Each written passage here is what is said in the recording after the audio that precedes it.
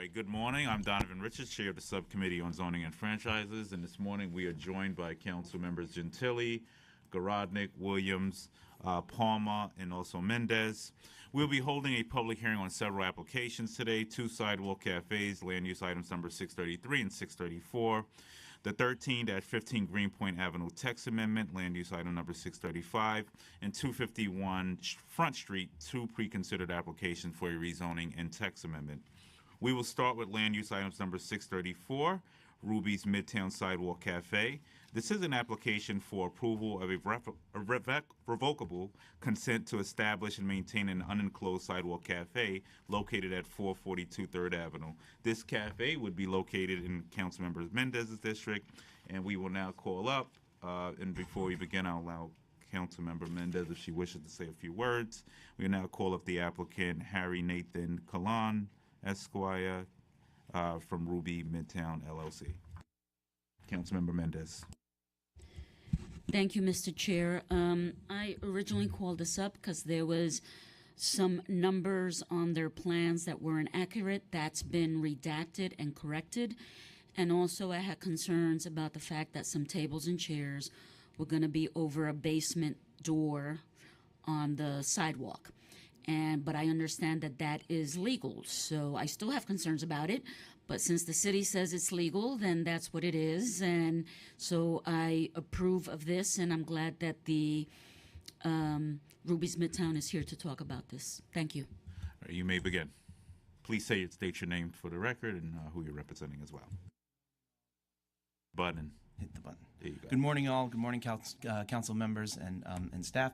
My name is Harry Callion. I'm the attorney for this applicant.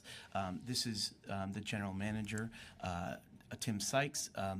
We filed this application. We worked with the community board as well as with the DCA in order to amend the plans to come into compliance and to also make members of the community happy. This is a good operator. They've been in business downtown for a number of years, and this is their second location.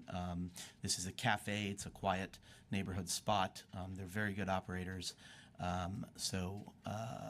That's it. If the operator has some things to say about being in the neighborhood, and I'll let him do it. Yeah. Sorry, hi there. Yeah, we've been operating out of there for just under a year now. Can you state your name for the record, my name's please? Tim Sykes. Mr. Chair, I'm sorry. Sorry, my name's Tim Sykes. I'm one of the general managers and partners in Ruby's. We've got a spot that's been downtown for 12 years, which is obviously one of the local favourites, hence the longevity to it, because we feel that we are very respectful to our neighbours and compliance with all the regulating bodies. And yeah, if you guys have any questions, be more than happy to answer them. Can you just go through your hours of operation? Yep, we're open from 9 a.m. till 10:30 in the evening. Okay. And will you have, in the event of complaints, is there a point person that the council member can get to in the event of any complaints? That'd be myself, yeah. All right, so she's going to get all your direct information? Yeah, I think I've given most of it to a lady that works at Rosie Perez. Okay. We've coordinated with Rosie from the data administrator from City Council's office. The DCA has all the information. Community Board has their information, and you have my information as well. And I can always communicate that to the licensee. Okay, Councilmember Mendez, any more questions? Just a statement just to say that I don't have any complaints from the community that I get from other places in terms of noise or underage drinking or anything like that. So I just want to thank you for running a good business. Thank you. Thank you. All right, thank you. Thank you. Thank you for your testimony. All right, any other members of the public who are here to testify on this issue? All right, seeing none, I will now close the public hearing on land use item number 634. We will now move on to land use item number 633, Mammoth Sidewalk Cafe. This is an application for approval of a revocable consent to establish and maintain an unenclosed sidewalk cafe located at 174 2nd Avenue. This cafe is also located in Councilmember Mendez's district. We need to create a subcommittee for you. And we're also joined by Councilmember Reynoso as well. I don't think the applicant is here, so we'll ask if there's anyone here from the public who wishes to testify on this issue. All right, no, you're the rep? Are you going to speak on this issue or no? It's up to you. Well, I don't think he has to. I spoke to the owner last night at 7 p.m. This is just in the interest of disclosure. This is a business that I have frequented since 2005. I remember it well because I was running for office, and it was the best Chinese food near my house. And they were located on 11th Street. Now they are on a much bigger space on 2nd Avenue. So I went there last night to actually visibly see, and I have pictures that the ATM was removed. So the plans were not in compliance because of the ATM. They would need to have less tables and chairs. He wanted to remove the ATM, and it was removed. I saw it last night, and now they're just waiting for the glass to be installed. The pictures have been sent to Rosie Perez of the Land Use Committee here, the staff person. And so I want to thank his representative for being here today. He usually buys fresh vegetables in Chinatown, so that's why he's not here. I told him he didn't need to come if he needed to work. And so I have no problems now that they've complied with removing the ATM. Thank you. Okay, can you tell us how the General Tso's chicken is and chicken fried rice? Otherwise, I'm going to have a hard time. It is bad with a whatever, 3 letters I Do you can't mean say bad, on record. which is good, bad? Yeah, bad, Okay, bad. all right, bad exactly. meaning good. Okay, got And it. the dumplings are off the hook, fried or steamed Okay. with all, meat or shrimp or vegetable. Okay. Yeah, maybe we should all just meet there one Yeah. day, and I can treat everyone to Off the dumplings hook and means really good as well. Yes. Translation. All righty. Mr. Chair. Thank you. Thank you for that in-depth conversation. All righty. Are there any other members of the public who wish to testify on this issue? All righty. Seeing none, I will now close the public hearing on land use item number 633. All right. Okay, so we'll take a pause for a quick moment waiting for Councilmember Salamanca to come in, and we will begin again.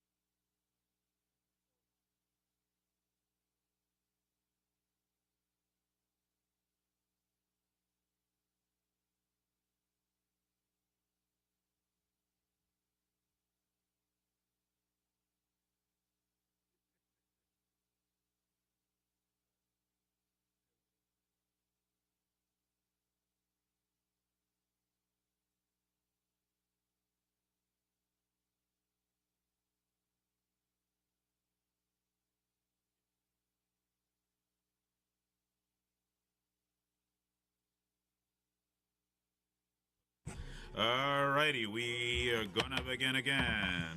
All right, so we are now going to take a pause to vote on several applications we discussed earlier, and several others that were laid over from our last meeting.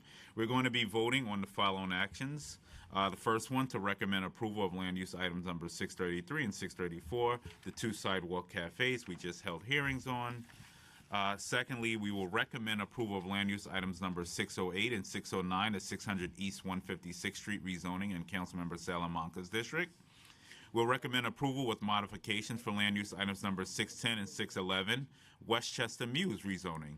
We will be voting to modify the text amendment to restrict the development to mandatory inclusionary housing option number 1 and limit the applicability of the floor area and lot coverage adjustments to MIH Area 1 in Community Board 9 of the Bronx. We will also recommend approval of land use item number 627 and Article 11 tax exemption for the property to be developed in the Westchester Mews application, and a pre-considered land use item application for another Article 11 tax exemption related to the 600 East 156th Street rezoning. Lastly, we will be voting on a motion to file land use item number 607, an unenclosed sidewalk cafe application that was withdrawn. These actions are all supported by the local council members. I would like to congratulate both council members Salamanca and Palmer on two great projects for their districts. The 156th Street development will bring much needed, deep affordability and a new new charter school. These two developments together will bring 380 units of new housing affordable to the Bronx for families making from 30% AMI to 80% of the area median income. And before we vote these out, are there any questions from members of the subcommittee? And then I'll go to statements from both Councilmember Palmer and Salamanca. All righty. So we will first go to Councilmember Annabelle Palmer. Sorry, the baby was up 5:08 a.m. this morning, asking for milk. Thank you, Mr. Chair. I'm just going to be brief. I want to thank you for all the work around this project and the work that the committee has done, as well as the land use staff. I think this project is going to add much needed affordable housing to my district. I'm confident that the developer, as I've seen in the past, has done the right thing by making sure he engages the community and that he works to create prevailing wages for those workers who are on site. So I'm extremely excited, and I know that the community will benefit from such a project. So thank you so much. Councilmember Salamanca. Good morning. Just wanted to, Mr. Chair, I wanted to thank you for your help in this negotiation. I know that there was concerns from myself on this project on 156th Street. I want to thank Phipps and Chair Greenfield as well for assisting me. I was advocating. I wanted to ensure that this project was affordable and that residents in my community were able to maximize in the amount of units that they can get. And there was major concerns in my part in terms of the hour space program. I'm happy to know that the administration heard me out and we were able to reduce the hour space down to 7%, which I was asking for. And the other concern that I have was in terms of good paying jobs and affordable health insurance that the employees can afford. And I'm happy to hear that that Phipps was able to address those concerns that I have. So with that said, I ask my colleagues to please approve this land use item. Thank you. All right, awesome. I will now call a vote for land use items number 633, 634, 608, 609, and 627, and the pre-considered Article 11 tax exemption application approval with modifications for land use items number 610 and 611, and a motion to file land use items number 607. Council, please call the roll. Chair Richards. Once again, congratulations to both Councilmember Palmer and Salamanca on two phenomenal projects that really speak to the vision of this committee and reaching real affordability for residents, good jobs, and other amenities that are going to benefit communities. So all around, these are great projects that are going to benefit the Bronx big time. So I want to say congratulations to you once again and to the developers and all the partners who made this day possible, and I vote aye on it. Councilmember Gentili. Congratulations to all. I vote aye on all. Councilmember Williams. Excuse me, explain my vote. Yes, sir. Thank you. Just want to congratulate Councilmember Palmer and Councilmember Salamanca on great deals. Again, I think it's unfortunate that it's left up to certain communities and certain council members to feel the brunt of the affordable housing crisis. I am thankful that the administration is now beginning to mandate it in some of the programs that they have. I wish they had done that on MIH, so we should rethink that. But I think everything that comes before this committee should have similar mandates put forth so that we spread the brunt of the weight that is felt. But again, congratulations to them, and I know.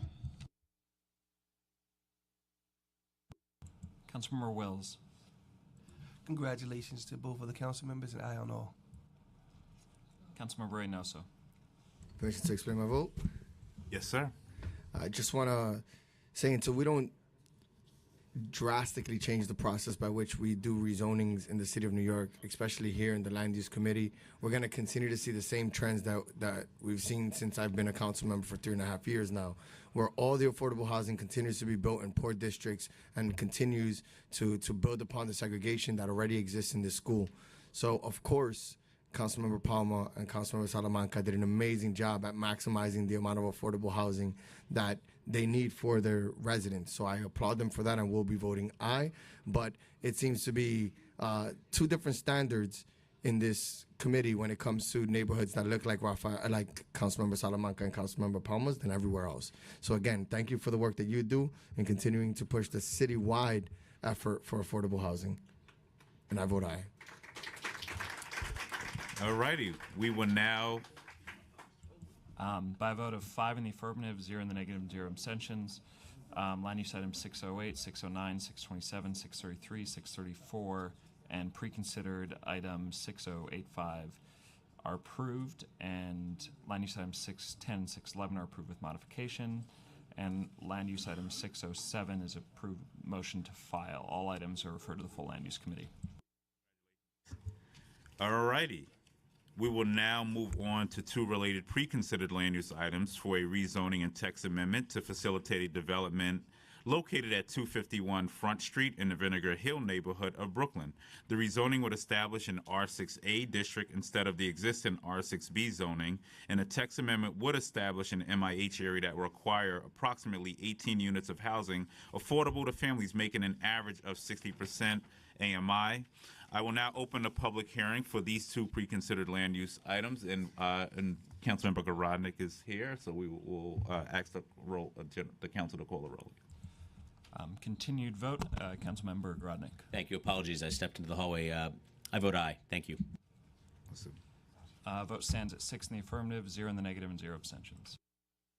All righty. So I will now call our first panelist, Paul, can't make out your last name here, from the Constellation Group, I believe. Chris Wright, 251 Front Street, and Martin Capel, architect. You have handwriting like me. I'm trying to make it out. You may begin.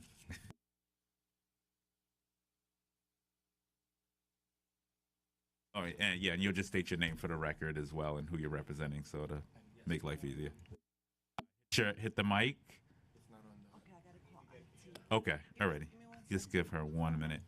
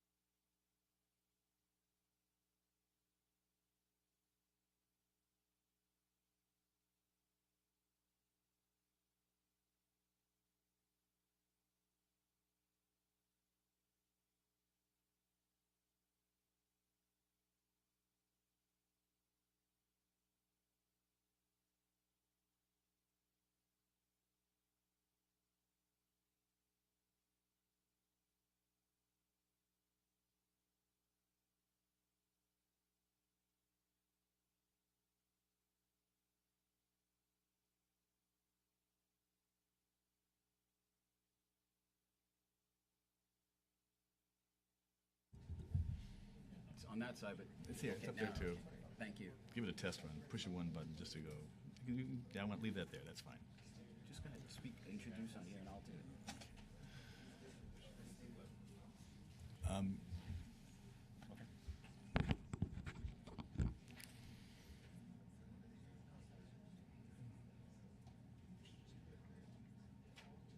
All right, you may begin. Okay.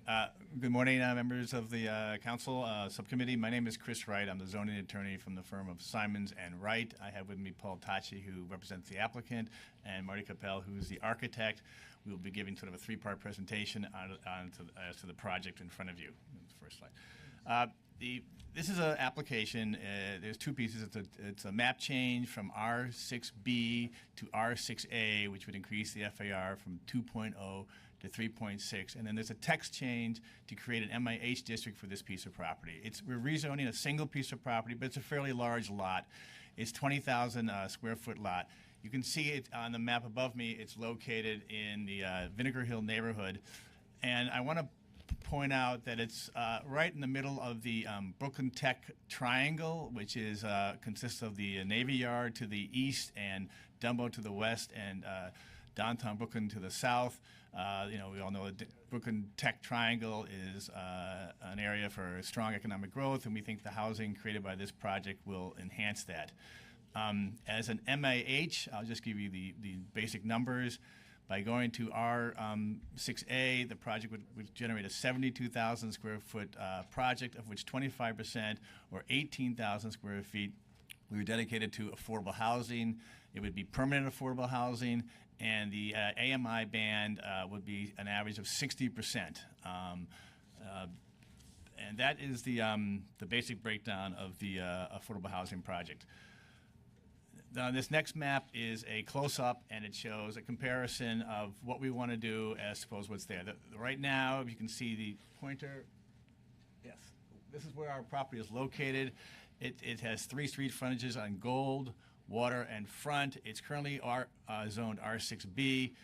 The proposal would be to zone our piece of property, the project site, which is 20,000 square feet, to R6A. And I think what's important to point out on this map, if you look at the Vinegar Hill neighborhood, it's sort of divided into 2 zoning districts along Front Street here.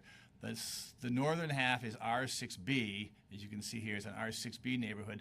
The southern half is an R6A neighborhood, and we would link this project, would be linked to the R6A. It would not be an isolated zoning site, but it would actually become this property, which is a large site, and we think is more consistent with the R6A portions of the Vinegar Hill neighborhood, would be linked to the R6A piece of Vinegar Hill. Next slide. And then there's one important difference, though, between the R6A that we would have is that this shows the text amendment to create a MIH district on top of the 20,000 square foot site, which I said would generate the 25% affordable housing, 18,000 square feet with an AMI of 60%. This is a close-up of the project, and you can see that it's 3 street frontages, Water, Front down here, Water and Gold, as 2 street corners, and as you will see later on, these are major intersections of the Vinegar Hill Dumbo neighborhood. So this is a large site. It's on major transportation corridors in the neighborhood, and so we think this is a justification for the upzoning. And the block is sort of a mix. It's of zoning. It's R7A at this end, which is part of the Dumbo rezoning. In the middle, is R6B, which would be maintained, preserving these series of brownstone historic houses. And then at the eastern end is our proposed R6A rezoning. And then this map, I think, really shows the nature of the neighborhood, and you'll get more information on that. The R6B area of Vinegar Hill is small lots, small sizes, the 10 by 100 foot lots. Our piece of property, the project site, is a very large site of 20,000 square feet, and we think it's more consistent to move it within the R6A portions of the Vinegar Hill neighborhood, which currently has R6A development here. It has a larger than R6A development here. It has a commercial overlay here, and so we think this is one of the reasons why this makes sense, is to move it down into this neighborhood And I also want to point out that this is, within this surrounding neighborhood, not only are we picking the lowest AMI amongst the various options, which we think is a good thing, but there is no other affordable housing project anywhere within this neighborhood, anywhere within this map. And we would be the first in this neighborhood, and we think that's a positive step. The next map. And then the last chart I want to show as part of my presentation is, and this is, I think, is very important. This shows the breakdown between the as of right and the affordable component we're going to add. As of right, we have with 20,000 square feet at 2 FAR, we could generate a 40,000 square foot affordable market rate housing with no affordable housing. Instead, we think we're looking for this opportunity we would get, the project would get more FAR at 3.6 than the 2.6, but of that additional FAR, the additional 1.6, 56% of it would go to affordable housing, and 44% would go to market rate housing. So the extra FAR, a higher percentage goes to affordable housing, as I said at AMI. So we think this is a win for both the neighborhood and as well for the project, and an opportunity to become consistent with the city's program of generating affordable housing for the site. The next slide. Okay, that really completes sort of the zoning overview and the basic numbers that we're trying to generate here. And now Mr. Tachi will go through sort of a land use analysis to show how the building fits in within the neighborhood. Good morning. I'm Paul Tachi from the Constellation Group. So this map shows you basically where it's located. And as Chris pointed out, the project is located like kind of right in the middle of the Brooklyn Tech Triangle, and also close to lots of jobs, which is important not only for the market rate housing, but also for the deep affordable housing, because these people can live right near their jobs and they can go right to work and be right in the middle of everything. And as Chris pointed out, it's a good neighborhood that we can start with the affordable housing. And now we can see that there are two main spines, two main gateways located right at our corner, the Front Street and the Gold Street. And basically, those two streets, as you can see the corridors, those are the only streets that go all the way through to downtown Brooklyn and all the way through to the Brooklyn Bridge, because you have a lot of barriers like Con Ed, the Brooklyn Navy Yard, the BQE, and the Manhattan Bridge. And here you can see the site. As Chris pointed out, it's 20,000 square foot, so it's a large lot. And this building right here is also 20,000 square feet. And it is an entire block front. It has exposures on 3 sides, which creates a lot of light and air and easy ingress and egress. This slide will show you that the buildings in red all have an FAR of at least 4.0. We're requesting 3.6, so we're well under that. And the buildings in pink are at least 14 stories in height. And there are other buildings in the immediate area similar or greater in size and scale to the proposed project. If you look at 230 Water Street, it has a land area of 22,000 square feet and a 93,000 square foot floor area with an FAR of 4.16 and a height of 97 feet. This is where that building is, and this is where our site is. 231 Front has a land area of 10,000 and a gross floor area of 77,000, an FAR of 5.8 and a height of 84, and that is right over here, close to ours. And 99 Gold, also 22,000 square foot land area. Ours is 20, so you can see the relationship. Floor area of 110,000 square foot, FAR of 4.9, and a height of 87 feet. And 206 Front Street has a land area of 8,000 square foot, floor area of 37,000, an FAR of 4.6, and a height of 79 feet. So all of these are above what we're requesting, and you can see these are not far away. They're all right there for our project. And basically, I just wanted to take you through a couple of slides and show you the varied context of the area so you can see what the neighborhood is kind of all about. Right now, you can see this is 100 feet of frontage directly across from the site. So this is the site over here, this tin fence, and across from it, we have 100 feet of frontage here. This is exactly 100 feet directly across the street from the site. Here again, you have 99 Gold. This just shows you that it's diagonal from the site. It has no affordable housing and an FAR of 4.9, which exceeds what we are asking for the site. 265 Front is 100 foot of frontage on Gold Street directly across from the site.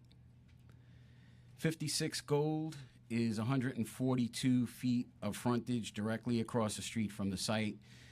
We have 100 foot of frontage on this side, and that's 142 feet. 49 to 55 Gold is directly across from the proposed site and part of the large Con Ed complex. I'm just going to ask you to pause for 1 second. I just have to let Councilmember Torres vote quick. Council, please call the roll. Councilmember Torres. Aye on all.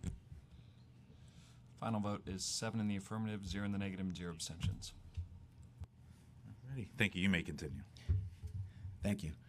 231 Front is on the same block and has an FAR of 5.8 and a floor area of 77,000 square foot, which is higher than ours, and a height of 84 feet.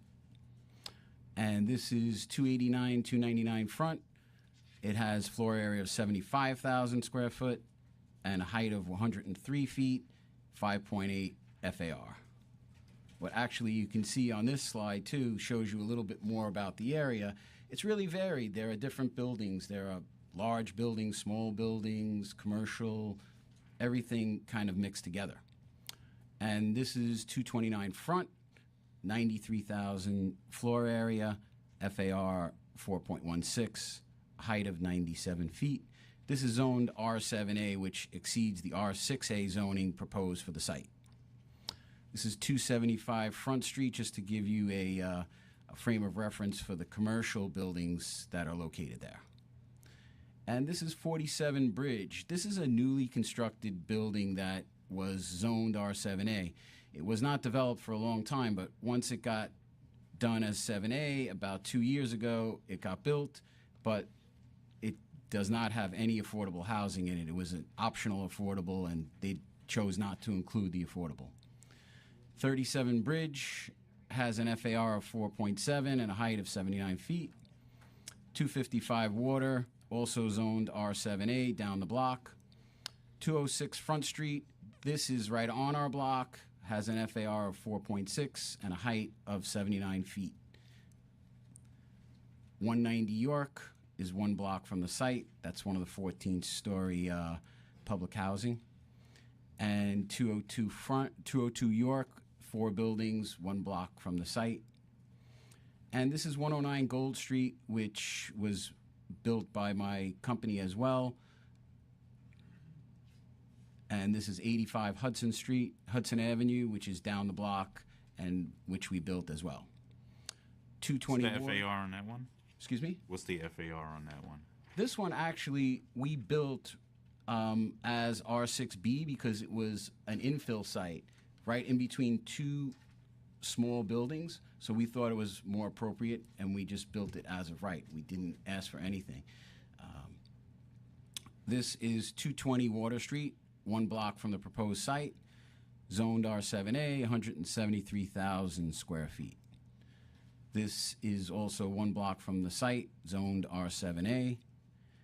This is 85J development site, and it's 1 block from the proposed site, zoned R8. You could get a nice sense of where the site is from this photo because it's a nice aerial photo, and you can see the relationship to the other large lots which have similar FAR. And this is 177 Front, FAR of 7.14. This is 205 Water, zoned R7A, 1 block away. And this just kind of shows you that a lot of the buildings are not all old historic buildings.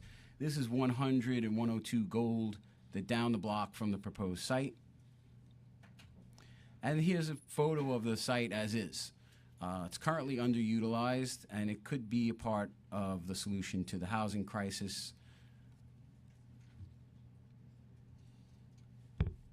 Now I'll turn it over to Marty.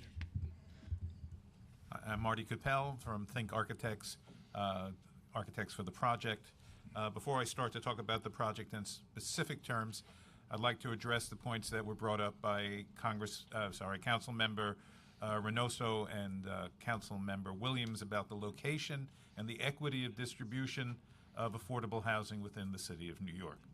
I think Vinegar Hill has become an enclave in recent years, transitioning from a primarily industrial neighborhood to a primarily higher-end residential neighborhood because of the site and the location of the site, size of the site within the district. This probably presents the best opportunity for affordable housing to be provided within that community and in the location of the Tech Triangle, as Paul had mentioned before. That being said, we designed a building that attempts, can I have the next slide? That attempts to fit in to the neighborhood. The building, as it fronts on Front Street and on Gold Street, maintains a street wall of 40 feet, which is the minimum base height as opposed to the maximum base height that would be allowable under the R6A zoning. And in fact, the 40-foot height is exactly the same height and street wall, which is the maximum street wall under the R6B, which is the underlying current zoning district which it's in. This is voluntary, and the point of it is to maintain the continuity of building height, to maintain the characteristics of the neighborhood in terms of building massing.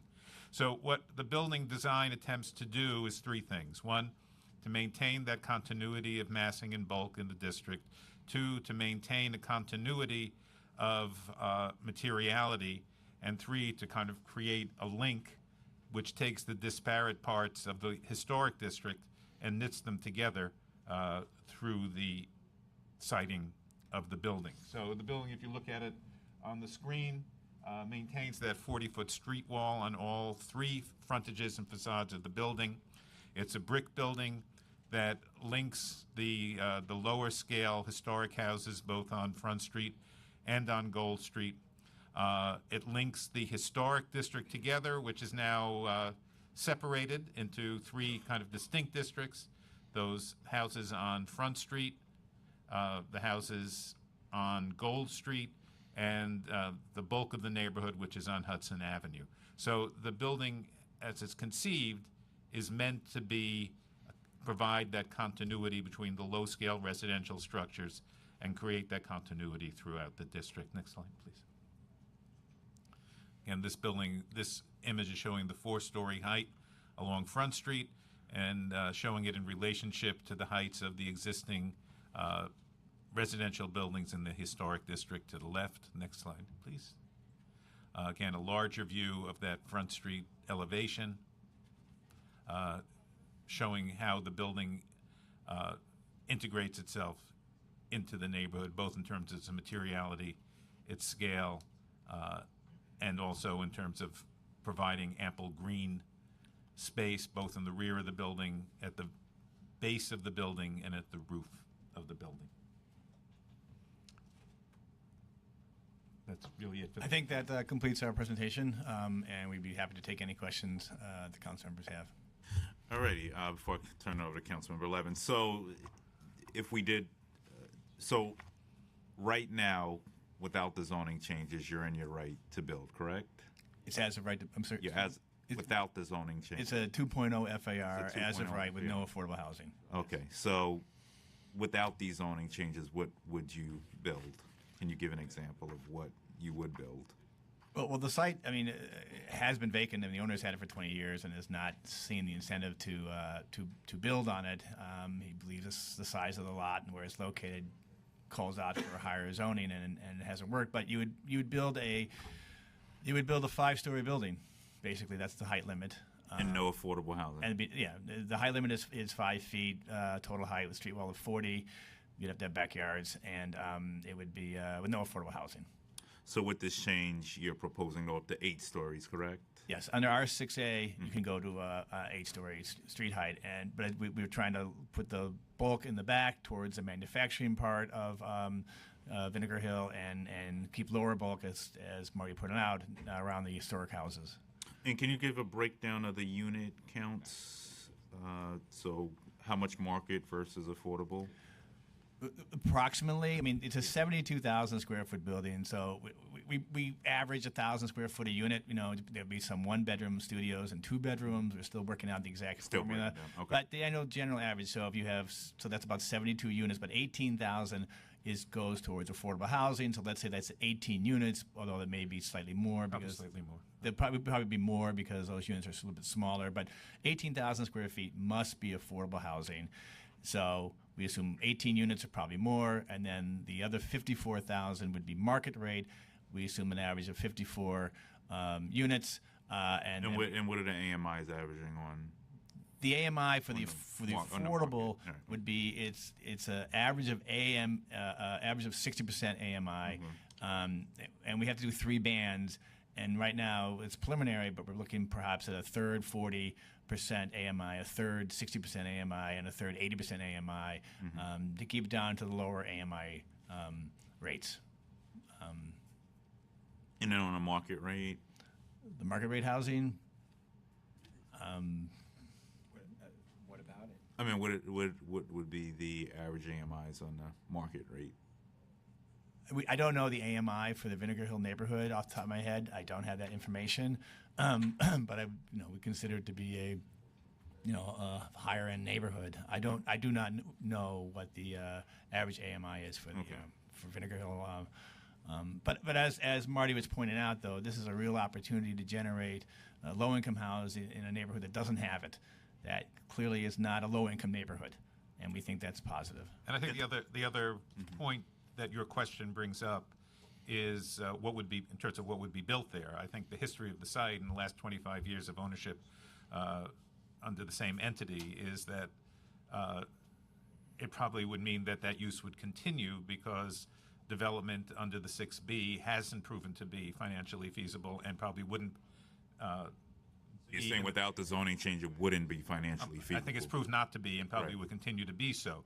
It seems to me, again, as an architect, not as the owner, that the city created MIH as an incentive to create affordable housing and to create a win-win situation in which developers such as Paul could see a modest increase in the amount of market rate housing in exchange for the creation of affordable housing. And it seems that what we are proposing with the distribution and design of the building and its location is a win-win situation, both for the city, for the neighborhood, and for the developer, as that program was created to do.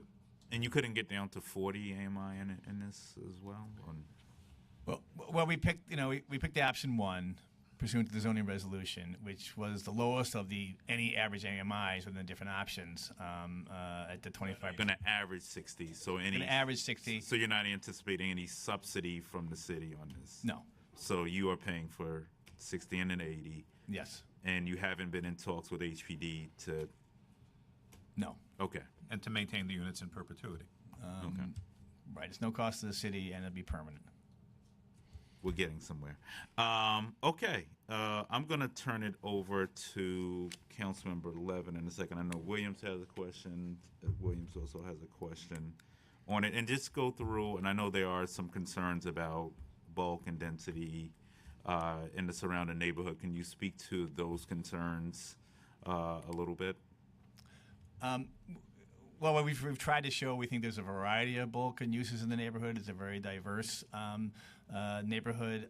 We've had some discussions with members of the community, and they've expressed concern about bulk. It was originally an R7A. It's now an R6A. The request.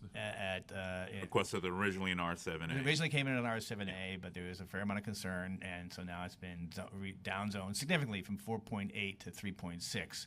A little less affordable housing, a lot less bulk, but in a lower height. And so when we went, so we're hopeful that that's positive in terms of the community's concerns. I've tried to point out that we think Vinegar Hill is protected with the R6B, the northern half of Vinegar Hill with the R6B and the historic districts, and we're sort of linking to the southern half of Vinegar Hill, which is an R6A. But we understand their concerns, and we are happy to continue to have conversations with the community over those concerns. But we've listened very carefully to them at the various hearings, and the project has had a significant downzoning from the original proposal. And not only downzoning, but I think particular manipulation of the bulk of the building in order to maintain the as-of-right bulk, but to mitigate its impact on the street. Right. And that's all part of the dialogue that we've had with the community. And we've sent this revision to the community groups that were concerned, because we went in front of the city community board and the borough president, it was still in R7A. So they now have seen this presentation. They've seen the booklet you see in front of you. All right, we'll go to Councilmember Levin. Thank you very much, Mr. Chairman. My first question is, you're looking at the zoning map right now. From the Gold Street do you consider Gold Street a wide street or a narrow street? Technically speaking, yeah, it's a narrow street. It's a narrow street, right? So, do you consider Front Street a wide or narrow street? They're all narrow streets. They're all narrow streets. Okay, so I'm wondering why does this belong? If you were to look at a map and say, okay, we're gonna think about the context of Vinegar Hill, right? What is Vinegar Hill? Vinegar Hill is a neighborhood, right? Vinegar Hill is a neighborhood of low-rise development with, as you pointed out, it's a very thoughtful presentation. Some out of context buildings north of Front Street that were grandfathered in. I think if you look at 231 Front Street, right, that's got to be how old is that building? Yes, many of those buildings are grandfathered in. Right, so that predates the zoning change. Predates the zoning. 289, 299 Front Street predates zoning. Obviously, 229, I think, also probably predates zoning. 229, 230 Water, 53 Bridge. That's letter H, right? That probably predates zoning as well, but that did actually get. That got brought into that the Dumbo R7A district in 2009, yes. Right? But that aside, because that, I guess, is considered Dumbo, I guess, right? Yes. But Vinegar Hill being, your site is clearly Vinegar Hill. It's not Dumbo. Vinegar Hill it is a neighborhood, right? It's a small neighborhood, but it is a neighborhood nonetheless. And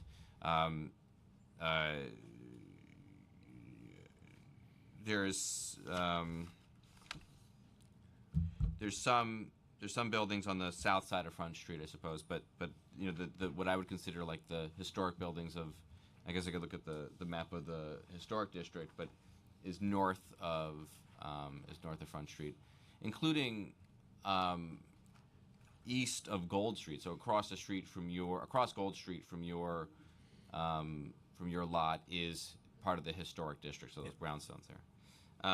Point being, why does this belong to the zoning district? Why does your site belong to the zoning district south of Front Street as opposed to the zoning district north of Front Street? Well, I think the reason is the size of the lot. Being a 20,000 square foot lot, we see it more consistent with the R6A lots, which are larger, and that's why I showed this map. This is an R6A development here. This is a grandfathered, more or less, R6A development here. This is the school, as you know, and so you see this and our sense was that you can see the lots in the historic portions of Vinegar Hill, which are much smaller, and lots, and so we don't think, there was some concerns about other developments of this type in this neighborhood, and there are no other lots of our size that could possibly take on this kind of project. Mm-hmm. So that's we see the link to the R6A portion. We see there's a lot that is unique if you look at the historic portions of, if I can call that, of Vinegar Hill, mm-hmm. It's unique in terms of its size, and it's got 2 street frontages, and so that's why we think, and it's an opportunity to create some MHI, some affordable housing. Mm-hmm. So that's our one of our thoughts, one of our thinking is that it connects to a neighborhood that exists. Right, but the block to the east of Gold Street is an M1, an M12, right? Yes. And that has a. Does that also have a residential component? I mean, a residential overlay to it? No, it's Okay. pure. It's been there. It's pure M12. It's a series of low-rise manufacturing buildings. Right. It's- Okay. That's That would maintained. be an its- MX. Right. Yes. That's maintained itself. It's purely M. There's no residential component. Okay. FAR of 2 though, and your R6B is an FAR of 2, right? So it's like the FAR across, going from, a quarter of the way into your block and then all the way east to Hudson Avenue is all an FAR of 2. Even though there are, you pointed out, there are old grandfathered buildings that are totally way overbuilt. As you showed, the FAR of 5 point something, and but it does, it kind of is concerning. And then just for the record, this site was at one point from 1860 to 1980 something. St. Anne's Church, Roman Catholic Church, right? Yes, it was. Historic-ish, not designated church, but historic by any other definition. Right. May I just say? It was a church. Yeah. It was abandoned. It was sold by the diocese. It was put on the market. Yeah. They had walked away from it with all due respect. Yeah. Mr. Tachi bought the property, and he was not in the church business. And I understand that a lot of folks felt it was an important building, but the people who had made it an important building had walked away from it. Yeah. And so that's the nature of real estate movement. And so Mr. Tachi is not a person who was going to run a church, so he did take it down. It was not a historic building. I know a lot of members of the community were concerned about that, but I think there's a certain reality there which needs to be recognized. Right, but if you were to, just if you were to Google the church, it added in terms of what it added to that stretch of that neighborhood. It was it added a certain character, and it was a beautiful red brick church. That churches are beautiful. I understand. Mm-hmm. And you've engaged with just one thing about the Vinery Hill community I think gets a little bit lost, and I kind of want to make this clear, is that it is a lot of the people that live there. If anyone hasn't been there, you should go down. It's a very interesting little neighborhood because it's only a couple of blocks, mostly these historic fabric buildings, and a lot of the people that live there are not newcomers. They invested in their homes in the 70s and 80s and have fixed up their homes and fought for a historic designation, have fought for maintaining the historic character of whether it's the carriage house doors or the Belgian block streets. It's maintained it's a very quiet neighborhood. It doesn't have it doesn't have the capacity to take on a high-rise development. When I talked to the neighbors, I said at one point when I first got elected, I said, hey, it'd be really interesting when they rezone that Con Ed facility, and it was like blasphemous because that would right now there's this large Con Ed facility. It ensures that the neighborhood remains a quiet, low-rise neighborhood. So they'd rather have a Con Ed plant than like a large 30, 40-story development. So they've obviously been in communication, as you mentioned. If you were to characterize their position at this point, how would you do that? I don't like speaking for other groups. They're concerned about the height, but I really don't. I would really prefer not speaking their concerns. I don't want to put words in their mouth. We've tried. We've listened to them very carefully. We've tried to respond very carefully. I think that's why it was significantly downzoned to an R6A. As I mentioned, I understand the character of the northern part of Vinegar Hill. There's the R6B will stay in place. The historic districts will stay in place, which covers most of that area. So I think there are very strong zoning and regulation protections that will maintain the character of that neighborhood. We're the only site of the size in that portion of Vinegar Hill. But we understand their concerns, and we've listened very carefully, and we are continuing to dialogue with them.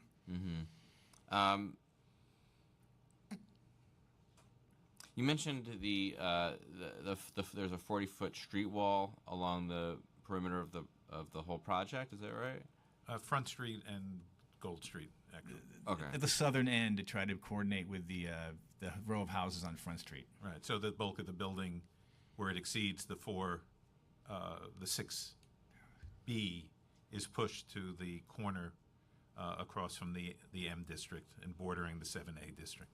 Right, but on Gold Street there are that row of historic, part of the historic district, townhouses On the opposite. zones, on the opposite. So, Right. but that's over there. That's not. Is that a 40-foot street wall, or that's a? There's a 40 street wall that steps back. 15 How foot setback. how far is it stepping back? I At believe that it's north- 15 foot feet, set- 15-foot setback. 15-foot setback on that northwest corner. Northeast corner of the project. Northeast corner of the project. The northern corner. Yeah, but towards Okay. the west. Across the Gold Sorry. Street houses. On what? Uh-huh. Right. Okay. Exactly. Yeah. So that's a whole full 15 feet setting back. That's correct. Okay, and then it rises to 80. 80. Okay. Right. That's the zoning regs. That's the lowest street wall, so we try to come up with the lowest possible street wall. Sorry, can you We could build it higher. bring up the rendering again? I'm sorry.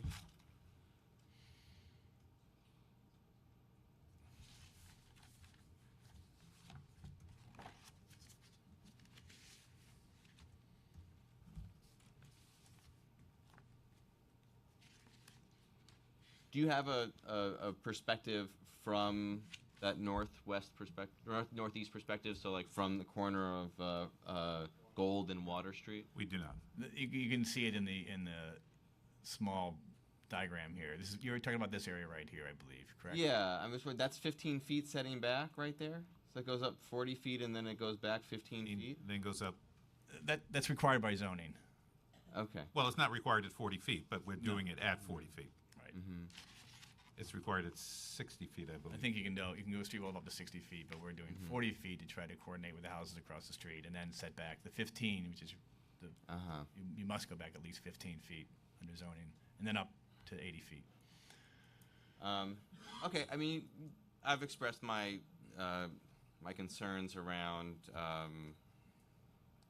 interrupting the R6B, going from west to east, that quarter of the way into your block, and then across Gold Street and then over towards Hudson Avenue. So, it's something that we should we'll continue to talk about. I want to engage with you over the coming days.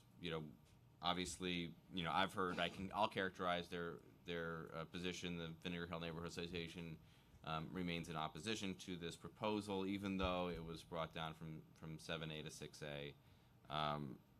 And those are longtime residents that have along with Mr. Tochi. I mean, you guys have been neighbors for a long time. For 50 years. Yes. And we've been really trying our best to engage with the community from the very start. The minute we were certified, we met with them. We hired Think Architecture, and we tried to explain to them what would happen. And I think we were sensitive, and I hope that we were. And we want to make a building that fits in with the community. We don't want to put something that doesn't fit in. And the area has a lot of different residents. It's not only the few people that live in the townhouses. There are a lot of people that live in some of the larger buildings that are there too. There are some young, vibrant things going on in the area, and we hope to be a part of that. Let's say that you and members of the community probably know each other better than I know either of you. So this is there's true. That's probably true. I just don't want them to be perhaps upset over 25 years ago that the church was knocked down. Yeah. For instance, if I sold this to developer X, who then came in and he wasn't the one who knocked it down, or would they be in favor? Right. No. I understand. I was more that I just wanted to make sure that I was on the record. Wants to make sure they're not going to throw eggs at you when you walk. Yeah, look, we've had a lot of conversations with the community. We've reached out to them. We continue to reach out to them. We've sent them the 6A. They've seen it now. We're going to have a dialogue with them. And we understand they are opposed. We understand they have concerns, but we are hoping to continue to work with them and to reach out a project that is good for all neighborhoods. But we understand what you're saying. One point is that we saw that they were opposed at the 7A, but our representatives have reached out once we did lowered it to 6A to have engage with them, but we haven't heard back from them as far as have a discussion about what the project is like at the smaller scale. Okay, so we'll make sure that we, that the dialogue is intensified at, Yes. this juncture. Absolutely. And moving forward. Okay, great, thanks. Thank you. All righty. Going to go to Councilmember Williams, followed by Reynoso. Thank you, Mr. Chair. Thank you for your testimony. I have a few questions. One, I do want to applaud you for choosing the first option, which is the deepest affordability in a flawed MIH tool that we have, but that probably is the best one and does mandate a certain amount of 40% of AMI. You could go deeper if you like. Yes. But I do have some questions. So first, I just want to get some better understanding of the numbers. It says 44% market rate housing, 56% affordable housing. I mean, I always think that's a misnomer because even the market rate is affordable to someone. And so it's always about what income is targeted at. But then it says 40,000 square feet buildable without affordable. So is that 40,000 square is going to be built also, correct? Yes. That what we're trying to show is the 40,000 is what we can build today. As of right. As of right. And then when you add the additional, we go from 2.0 FAR to 3.6, you're adding 1.6 FAR. It generates another 32,000 square feet of buildable space, of which 18,000 goes to affordable and 14,000 goes to market. So if you add the 40,000 and the top blue to 14, you end up with 54,000 square feet of market rate and 18,000 square feet of affordable housing. That's what this diagram. But the real reason we showed it was to show that of the additional floor area that we're getting, more of it goes to affordable than market. Yeah, I mean, but at first glance, you could be fooled into thinking, because these numbers add up to 100%, but this is not 100% of the unit. So I actually try to look at all of the units and properties that's going to be going on. So 56% of the units will not actually. No, that's the 5644 is a breakdown of the newly created units, but it's we're not trying to mislead anybody. So now, you said it's about 1,000. Each unit is about 1,000 per square foot. That's an average of the market rate. So we would have. So it's roughly 55 units at market rate. 54. 54 units at market rate. Yes. And 18 at affordable. I mean, at what you're calling affordable. Although likely to be more because we don't think the affordables will necessarily be 1,000 square feet each. But that's our rough numbers. Do you think the affordables will be smaller than the market? We don't know yet. We're still looking. But I think right now we are taking the position as 54 market and 18 affordable. Of the same average size. Of the same average size. The math. What's the percentage of that? It's going to be what, 25? Do we know? It's 25% of the whole project. Right. So 18,000 is 25% of the. And so you said 7 will be at 40%. The average will be 60. Yeah. And we were looking at 3 bands. You have to do 3 bands, I believe. And so preliminarily, we're still looking at this is to do a third 40, a third. 60 and a third 80, where you'd hit the 40 exactly. 60, I'm sorry. 40, 60, 80, and divide it equally between the 3 groups. So 6 units at 40, 666. No, that's right. Yeah, 6 of each, roughly. Yeah, that's kind of rough. So, yeah. Yes. So I'm trying to do that. So the floor area is 72,000 square feet. Mm-hmm. So wouldn't that mean seven units roughly? You're correct. I mean, you're correct that we actually it'd be 72,000 would have to, at least 7,200 would have to be at the 40%.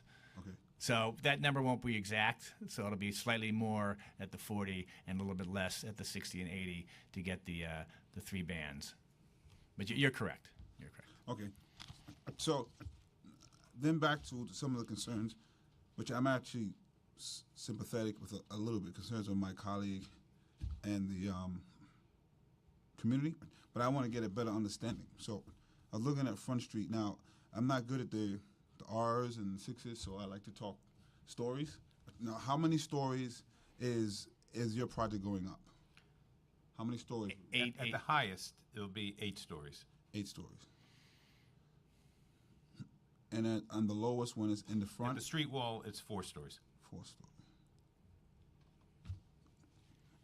Now, I don't know how far this is on from my sheet. It's on the left-hand side. There's another building there that looks like it's pretty high. Do you know which? I can see which one. Yeah. Okay.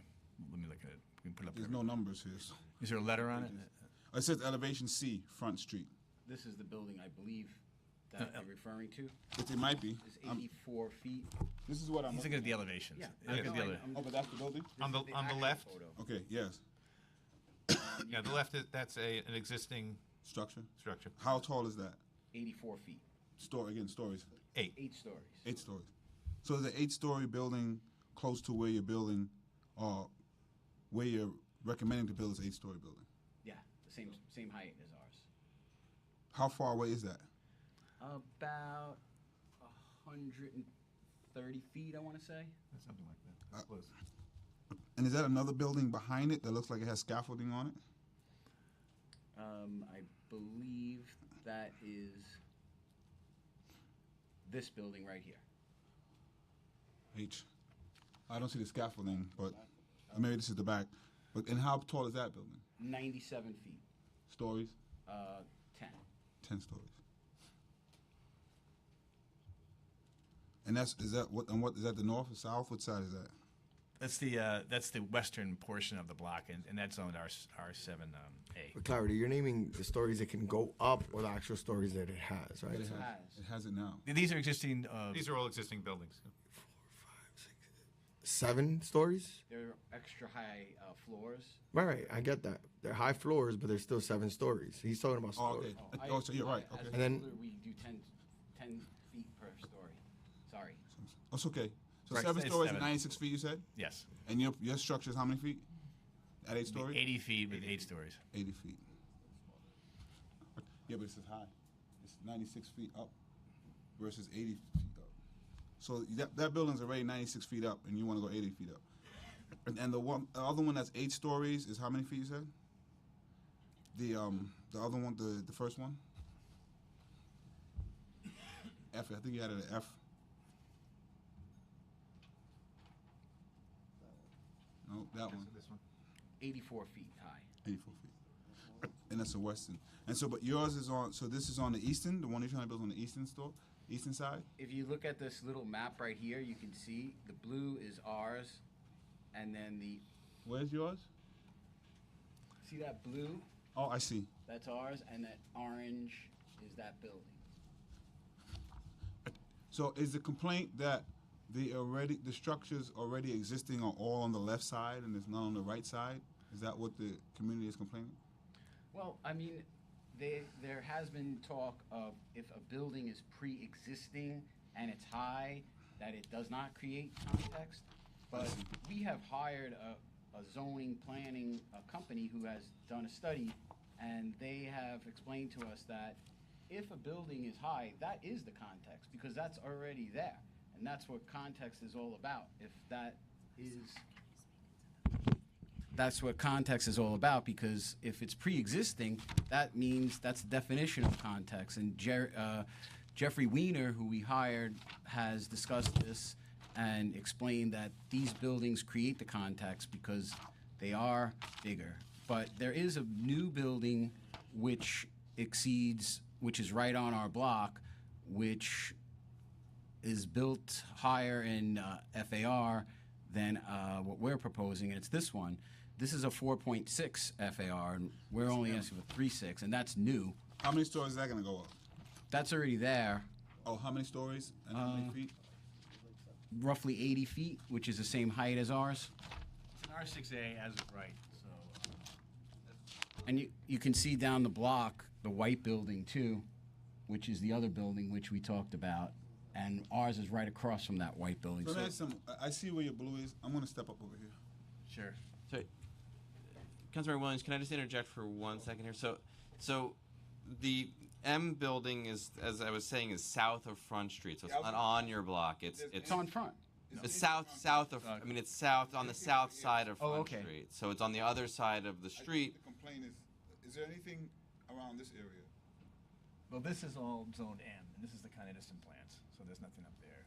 So here, I guess, isn't it like from this point on, because it seems like all the tall buildings are this way, and I'm asking if any of the tall buildings are that way. Oh, they are. Where? Oh, well, first of all, diagonally across from the building on the. This one here This one here? is over, has more bulk than us. Oh, That's this building. Yeah. That's right across. You can see the blue and the orange. How many units is that? I mean, how many stories and how tall is that? And just 87 speak to feet. the mic when you speak to Councilmember Williams. 'cause 87 yeah. feet high, 110,000 square feet. It has 6 floors. 6 floors. Okay. So I mean, I definitely want to confer with my colleague because it's his district, and just understand. I get a better understanding, I guess, why this is not contextual if those buildings already exist. Because I don't fully get it. So what I would say is that with the other buildings that the building that's F that you spoke to before, the 8-story building. Yes. That's a grandfathered in building. It was built probably around the turn of the century, is my guess.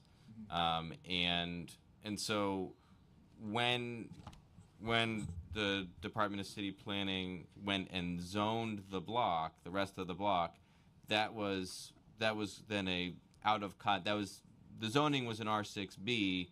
That was understood to be an out of context building, technically within the zoning. I mean, it exists. They're not going to tear it down. But number 3 is across the street diagonal. But that's south of. That's south of Front Street, and so on this. If you were to, what I was trying to say before is, if you were to, the contextual dividing line in my opinion is right down the middle of Front Street. South of Front Street has a higher zoning. North of Front Street has a lower zoning, but for the out of context grandfathered in buildings. And number 1 that's on there is, according to the zoning that happened in 2009, not even considered part of this neighborhood. It was kind of drawn into the 2009 Dumbo zoning.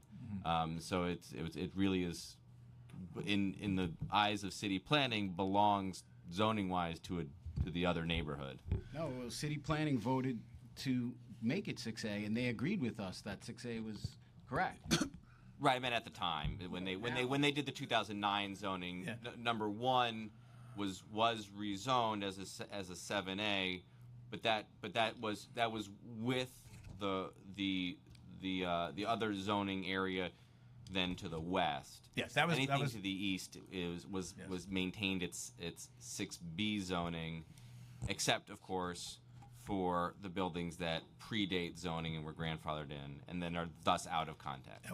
We understand the buildings that are grandfathered in, but we think they are still part of the context. We don't think we're suddenly creating a building that just sticks out like a sore thumb from anything else around it. I understand the concerns about the brownstones immediately next to us and the northern part of Vinegar Hill. We understand that protection there, and we're not trying not to intrude upon that. And we think, though, the grandfather buildings are all bigger and taller, and I think they should be mentioned because we're not suddenly the first big boy on the block. And while I agreed the line in front, there's a line drawn there. The southern part of Vinegar Hill, which is 6A, is producing bigger buildings, and we think because of the size of our lot. I mean, I've said this before, and but we don't disagree with what you're saying, but we believe that we should be part of that R6A because of the size of our lot and because we do connect to it, and we don't think we'll intrude upon the protections of Vinegar Hill. Just so I understand, the boundary of Vinegar Hill is front and water? If you were to look at I could bring up the historic district map. I don't know if it's not in your presentation, right? So north of Front Street, are there any buildings that are as high as you are? We guess that building F. Beside those two. These two buildings here. If you go further north, you go into a manufacturing zone, and then the kind Edison plants. I see. So that's sort of becomes a whole nother world. So we're basically trying to keep that one block from. Well, anything north of Front Street that's new development, I guess, would be the argument. I see. That's because G as well, which is a block over. That is also that's 103 feet, but again, far predates any zoning framework. But I think it's important to point out too that the site that we're talking about is has been excluded from the historic district designation. Well, there was nothing to designate at the time. I mean, Still. I would posit Still. that had the church still existed when the historic designation happened for Vinegar Hill, that church would have probably been part of the historic designation. Okay, But the truth, but as it stands right now, the site is not in the historic district. My only other thing, I normally think we kind of have to build up where we can, and we try to do as conceptually as possible. But my other sort of reservation is I'm not sure the amount of affordable units that we're getting are worth all the change that we're asking for, because it's only going to amount to 18 units. So I'm not sure if that's worth all the extra stories above and all the confusion it's causing for the community. But I just want to think about it and discuss it some more with my colleagues. But I thank you very much for your testimony. We appreciate your questions. May I just also point out that our EAS shows that there were no significant negative implications of the project as far as shadows, as far as visual impacts, or no negative impacts. What? I'm sorry, what was that? The environmental assessment statement, which it has to show that there's no impacts on pedestrian, traffic, school shadows in order to get certified, and we did an EAS, and it showed no measurable impacts in the. Someone's sight line is probably going to change, right? Yes, all tall buildings add something to that, but there was nothing that reached a threshold of being an EAS concern. Thank you. That's all the point we're trying to make. Alrighty, thank you. Thank you for your testimony. We're very Reynoso. Yes. This has been one of the most exciting topics that we've had in this hearing in a long time. So I count about 25 pages worth of pictures, back and front, left to right, of buildings that you believe are more contextual to yours. But then when it comes to your rendering, I get 3 pictures, of which none point to the rear portion of the building, or what they call the northern portion of the building, that really speak to the concern about the context of the building. So it would behoove you to put forth a picture of your highest portion of your building to compare it to what you think that is contextually significant to or aligned to. Not the the shortest part of your building where you have 3 pictures that are exactly the same practically. I just think it's deceiving. I think you could have done with 2 more pages maybe, or eliminated half of the pages out of the 25 in the tall buildings. I want to say that first. And just the presentation, and you're an architecture firm, so you're doing your job. But we have a job to look at things comprehensively in a larger scope, and we hope that outside of council land use, that the architect will help us do that as well. So that didn't happen here. So I can't really look at what this 8-story looks like. You said 14, after 40 feet, it goes back 15. On your rendering, that's just not something that we see. It looks like it goes back maybe 5 feet max, then it goes up another 3 stories, and then it goes back 10 feet, I think, and then there's another one. Is that correct, what I just said? It's been a while. Let me look. Just go to the last page. It's the only rendering we have that can help us here. The last page, the completely. Yeah. One more. There you go. So looking at this, we have to use the little picture on the right side. You look at it. There's no way if you're going back 15 feet, that after those 4 stories, that's a 15-foot gap right there. You're right. The total is 15 feet. The total is 15. So we're looking at maybe 70 feet worth of straight up on the street like on the street building. There's no setback really. There's 5 feet, if even. Am I right? There's a setback. What is that little setback? The first one after the 40. I have to say I'm not sure. All right. I'm gonna say, I'm giving you 5, and that's a lot. I'm gonna say that. So. And just on that, sorry to cut you off. No, go ahead. Is there a concern of shadow being cast on this, or did that come up in the Nothing that EIS? triggered an EAS So there was factor. We know it's a concern of the community, but it's nothing that triggered an EAS concern. Okay. We know that EISs are sometimes inaccurate. I understand. Yeah, we're not fans of EISs. They do the bare minimum. We did the analysis, and it showed no impacts from the category. So my thing here is that if you live in look, I want to build as much affordable housing as possible, which I'm actually going to ask you if you would be willing to be a part of the ELA program to get more affordable housing out of your project, if you would be willing to consider that. I want to see what Councilmember Levin says, but I would like to see that you use subsidies from the City of New York to maximize how much affordable housing you could build. Not the same 25% and going lower necessarily, but just building more affordable housing overall. I want to see how open you are to that, because a big part of your narrative is how much you're doing for affordable housing. And I'm telling you that you're doing the bare minimum. You're doing what we're mandating you to do. And MIH was always supposed to be the floor, not the ceiling. I just want to make sure you understand that you're not doing us any favors. I believe we're doing you a favor by giving you height, a significant amount of height.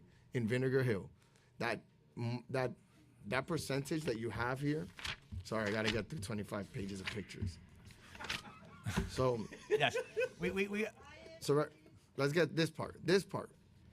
That 44%, the amount of money you're gonna make on that 44% is you could build another 18,000 square feet of affordable housing and get it done. You're converting from an M to R. You're not converting from. It's not M. I'm sorry. No. I know. I know it's R. Okay. But what was it before? It's an empty lot. It was an empty lot. What was it before? It was an R6. It's been an R6B for 20 years, I think. Well, I before think 20 years, what was it? Yes, it was. I think it was part of the Vinegar Hill rezoning. It was an M before that. It was an M. And who owned it back then? You owned it, correct. So it's an M to R. Yes. You've made no purchase on a you didn't make any speculative purchase here. You've been a long-term, and this is a good thing.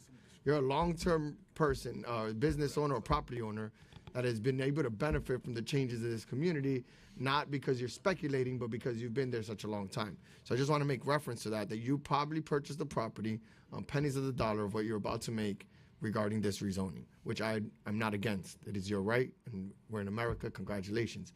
But you have to understand that an M to R change makes it so that maximum square footage, and you guys don't even have a manufacturing lot. You have like a parking lot right now, which means you're probably making less than $18 a square foot compared to about the $250 you're about to make from to a residential one, $250 that you're building it on.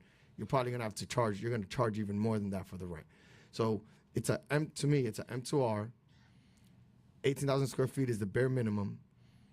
You are going up in the northern portion of this. You have shown us no pictures of what that would look like. The setback is only at best 5 feet from the houses on. There's not much. So on Gold. Yeah. On Gold, those are houses that traditionally didn't see a 8-story building in front of them. Right now they're going to see that. So, given how much you're asking for here, in my eyes, I think we could do better than 18,000 square foot of affordable housing. And then I would love to have a conversation with you about how realistic then this project would look. But I'm not going to go against the community for the bare minimum and what I do consider contextually significant, or changing the context significantly in this community.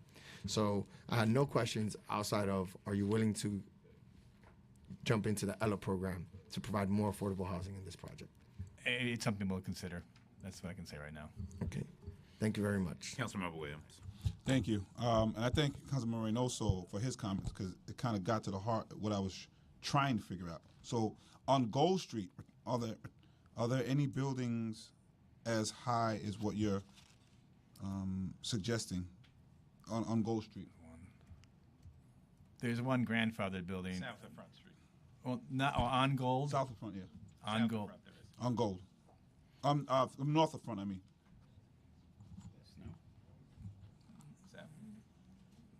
I'm sorry. It's just, So it's just that on basically just Gold- that one building, a diagonal. Yeah, the diagonal That's the building only one. is the only building. Next to that is the school. Okay. I mean, I can see why residents would be a little upset about that being put there based on what's there now. But I also want to agree with my colleague, Councilmember Noso. I'd like to know what you're thinking about Ella.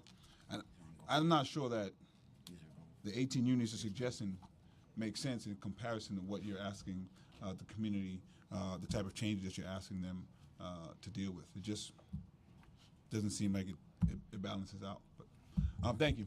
Okay. All righty, thank you, and I want to thank the public for being so patient, because we know we have one more item to go. All righty, thank you. Councilmember Levin, you good? Okay, are there any other members of the public who wish to testify on this particular application?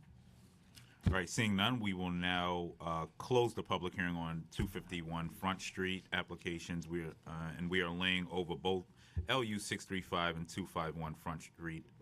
Oh, wait. Skip back to. Okay. Thank you very much, Something wrong. council members. Okay. And then we are going to go, yeah. Into this. There we go. Yeah, I'm aware. Okay, I knew that. Okay. All righty. So thank you Thank so you very much. much. All right.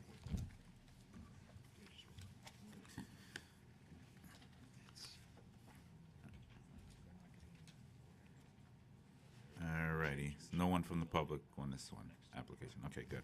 All right, we are now going to move on to public hearing on two applications in Councilmember Levin's district. The first is land use item number 635, 13-15 Greenpoint Avenue. This application is for a text amendment that would create section 62-356 of the zoning resolution governing bulk regulations for zoning lots adjacent to public parks. The text amendment would allow the lot line separating the development site from the park to serve as a street line for a wide street for purposes of applying bulk regulations. This would affect the application of regulations governing rear yards, the distance between windows and lot lines, among others.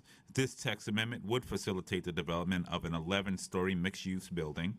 I will now open the public hearing for land use item number 635, and we'll hear from the applicants. Nick Hawkins, Kent Greenpoint LLC, Rick Paris, I think, Parisa, okay, 26 Kent, and Dan Bernstein, 1315 Greenpoint, Kent Greenpoint LLC as well. You may now begin. State your name and who you're representing for the record before you speak as well. Thank you.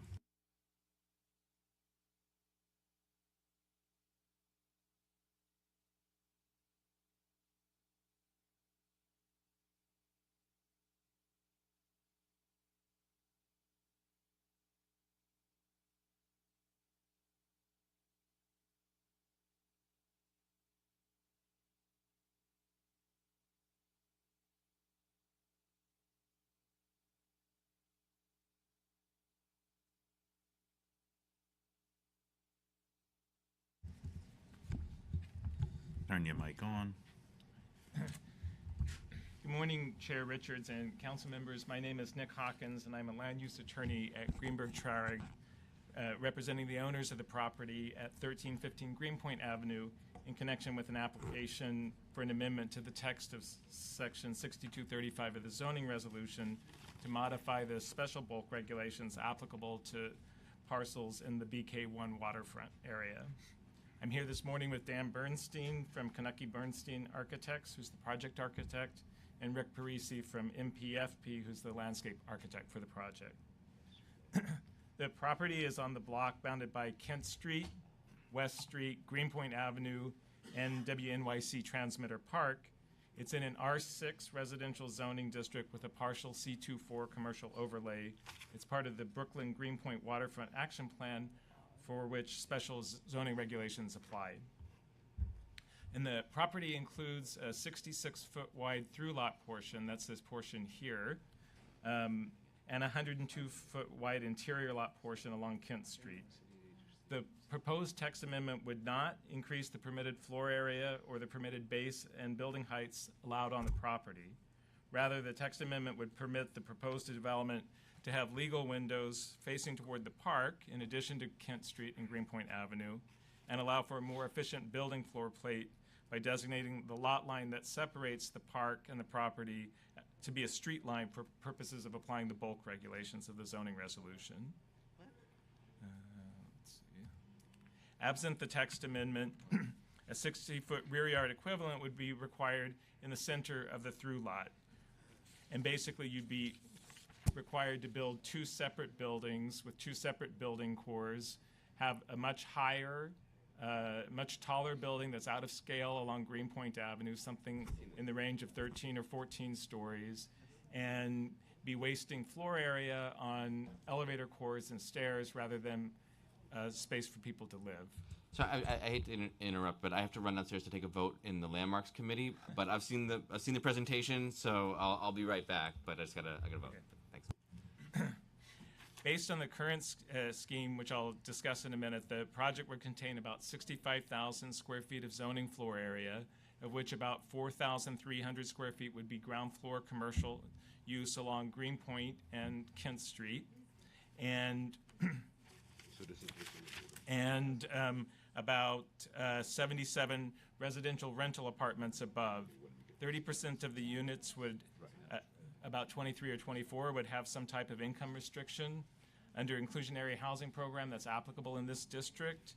7.5% of the residential floor area, which works out to about 7 or 8 units, would be reserved for low-income households earning 80% of AMI. And another 16 or 17 units would be reserved for workforce households earning up to 130% of AMI under the newly reenacted 421A program. With the text amendment, the residential portion of the building would have a 6-story base, which would then set back and rise to 11 stories along Kent Street and the northern part of the park, and have a 1-story commercial space fronting along Greenpoint Avenue. Based on input from the Parks Department, the text amendment requires the building to be set back a minimum of 8 feet from the park with no balconies in the setback area. So that's the certified version of the project. The Land Use Committee of Community Board 1 voted to recommend approval of the proposed text amendment in December unanimously with 1 abstention. At the full board hearing, several speakers from Friends of Transmitter Park expressed concerns regarding how the building would interface with the park. In particular, the proximity of the residential entrance to the park, the visibility of the children's playground in the park from the lobby, the desire for a more distinct visual and physical separation between the development site and the park, and the need to make a capital and/or maintenance contribution to the park. The full board voted to recommend disapproval of the amendment. We took the concerns that were expressed to heart and have been meeting and coordinating with the Friends of Transmitter Park, as well as staff from the Parks Department, City Planning, the Borough President's Office, and Councilmember Levin's office. And based on these discussions, we came up with a revised plan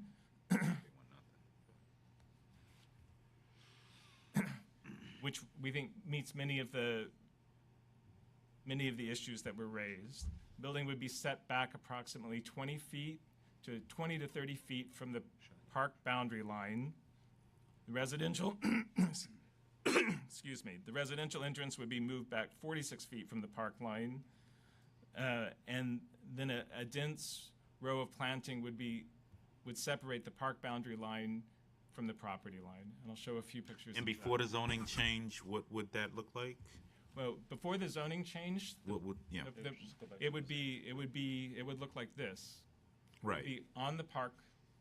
So it'll literally be in the park. It would be right on the park. Windows would be right on the park. The building could be set back 2 feet. You could have balconies So 2 on feet the park. from the park. From the park. I mean, on the upper And with floor. the zoning change, And with the 20 zoning to change, 30. 20 to 30 feet. Okay. That's right. So this is a axonometric with the setback area. That's the ground floor. You see the 30-foot wide green space. Oops. Yeah, there we go. That's better. and the lobby is set back even further. Little retail spaces on Kent Street and on Commercial. Oops. And so with the building being flipped, the entrance of the building is adjacent to the park, so you would come in, how would residents? The entrance to the building is right there. So it's about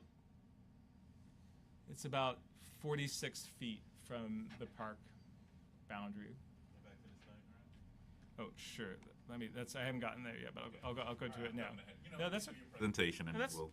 Happy to. Yeah, can you? Yeah. What do you want? Go back? Just make it smaller so it fits. Okay, so this is an example of a rendering of what the original design would have looked like. You can see there's a canopied area that's close to the park boundary line, and the massing of the building begins 8 feet from the park. And the entrance, so the one that you were pointing to, that's the commercial. That's the one-story commercial, right? The other entrance is on the other side, the residential entrance. Well, under the original, it was, not in the park, but on the street adjacent to the park. It's on one's on Kent Street, the commercial's on Greenpoint, and the entrance is on Kent Street.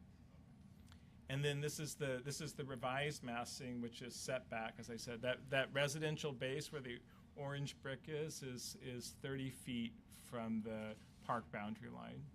And the copper looking one-story commercial is 20 feet. And then yeah.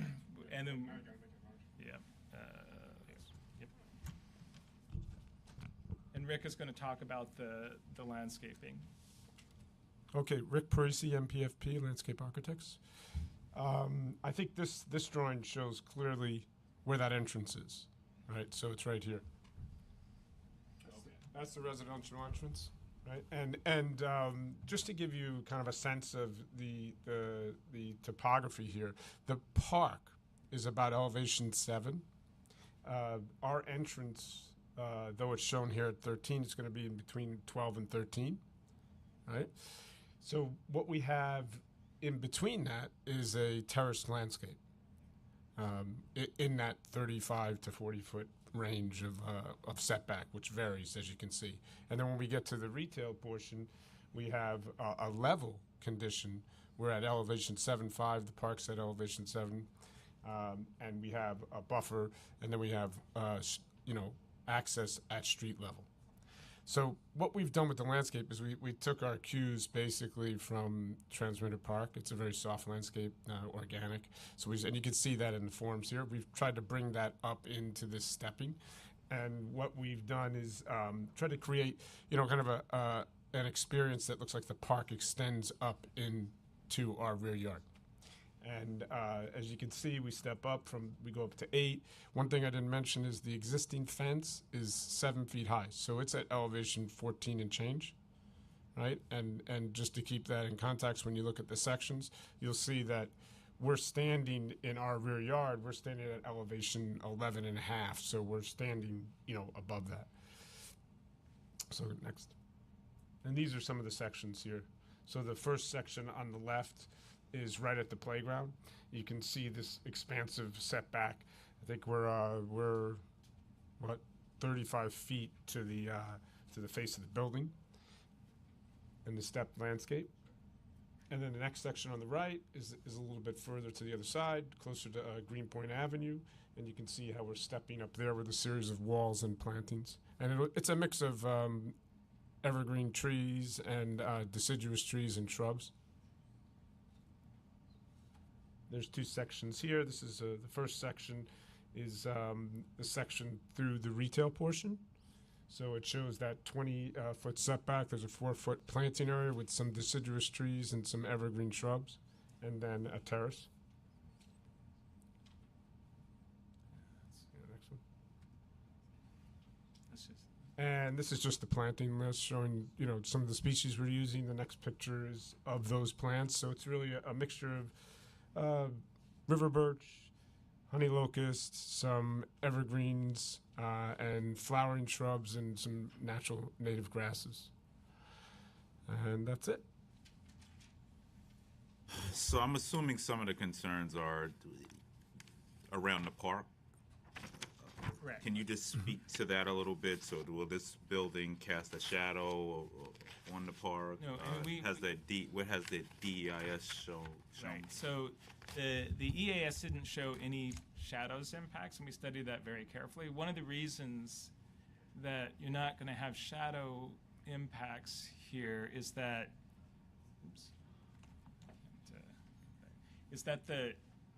the park is to the west of the building, so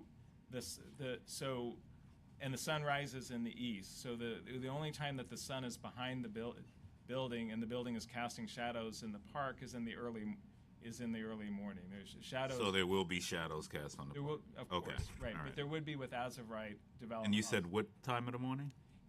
Early morning primarily. What is early morning? So it'll be done by 10 o'clock or 11 By 10 in a.m. most cases. So no sunshine in the park until. Not the entire park, just in little areas. Of the park, just in little areas of the park. Mostly the very northern boundary. I just say this not to be joking, but Right. I always laugh at these EIS impact statements. Right, but it's in different areas, and it's mostly in the morning. And the as-of-right actually, because it's two buildings and closer to the park, actually casts more shadows into the park than the revised design would. So you've worked with the Friends Group, and you've worked with the Parks Department, or? Yes. All right. So you're investing in improvements to this park, or? Yes, we're talking with the Parks Department about how to structure a contribution that would allow funding either at the park's discretion for maintenance or for capital improvements. Right. I was going to ask you about maintenance. Will there be a maintenance agreement between you, or? We'll take care of maintaining our side, and Parks will maintain their side of the fence. All right. Let's just go through the affordability quick. So can you speak to that again? Sure thing. There's two affordable programs. This is in a special inclusionary housing designated area. It was actually the first inclusionary housing designated area that the City Planning Commission and the Council adopted. So it's an R6, and the bonus is you go from 2.43 to 2.75. It's a very small bonus, and because of that, the affordability requirement is 7.5% affordable as opposed to the typical 20%. So 7.5% of the residential floor area will be restricted for 80% of AMI and less. And how many units is that? That works out to about 8 units. So 8 units out of 77. And then this is a rental project, and in order for a rental project to be viable, you have to do 421A, and so we'll be doing 421A, and that has a 30% affordability requirement. So 30% at 130 of AMI. Is that true affordable housing? It's workforce housing. Okay. I'm not saying there's not a need for it, but it's it's a mix. It's something. Well, I won't get started on that conversation, but I will say that in a time when there's a homelessness crisis, and people are being priced out of neighborhoods, 130 is absolutely not the sort of housing that I would be looking for here. Are you in conversations with the city on anything else? Can these numbers change? Could we get any more affordability in here? We haven't had any discussion. It's a small project. It's 77 units, so we haven't had any conversations with HPD yet about any kind of. So are you open? Right. So there will be no conversations, or you're just proceeding? We're not planning on it at this point. Okay. And I'll just say this for our listeners in the city, that we definitely look forward to looking at these programs again, the inclusionary and obviously the volunteer program as well. So something that this council will certainly be looking at as we move forward. Go through retail, if you can. Can you go through the retail and what type of retail? Sure. Let's see. So there's on Kent Street. There's two smaller retail spaces. They're each about 800 to 900 square feet. That's required under zoning. And then on Greenpoint Avenue, there's a larger space. It's about 2,700 square feet. And that could be retail, it could be a restaurant or cafe. variety, any kind of local commercial service use.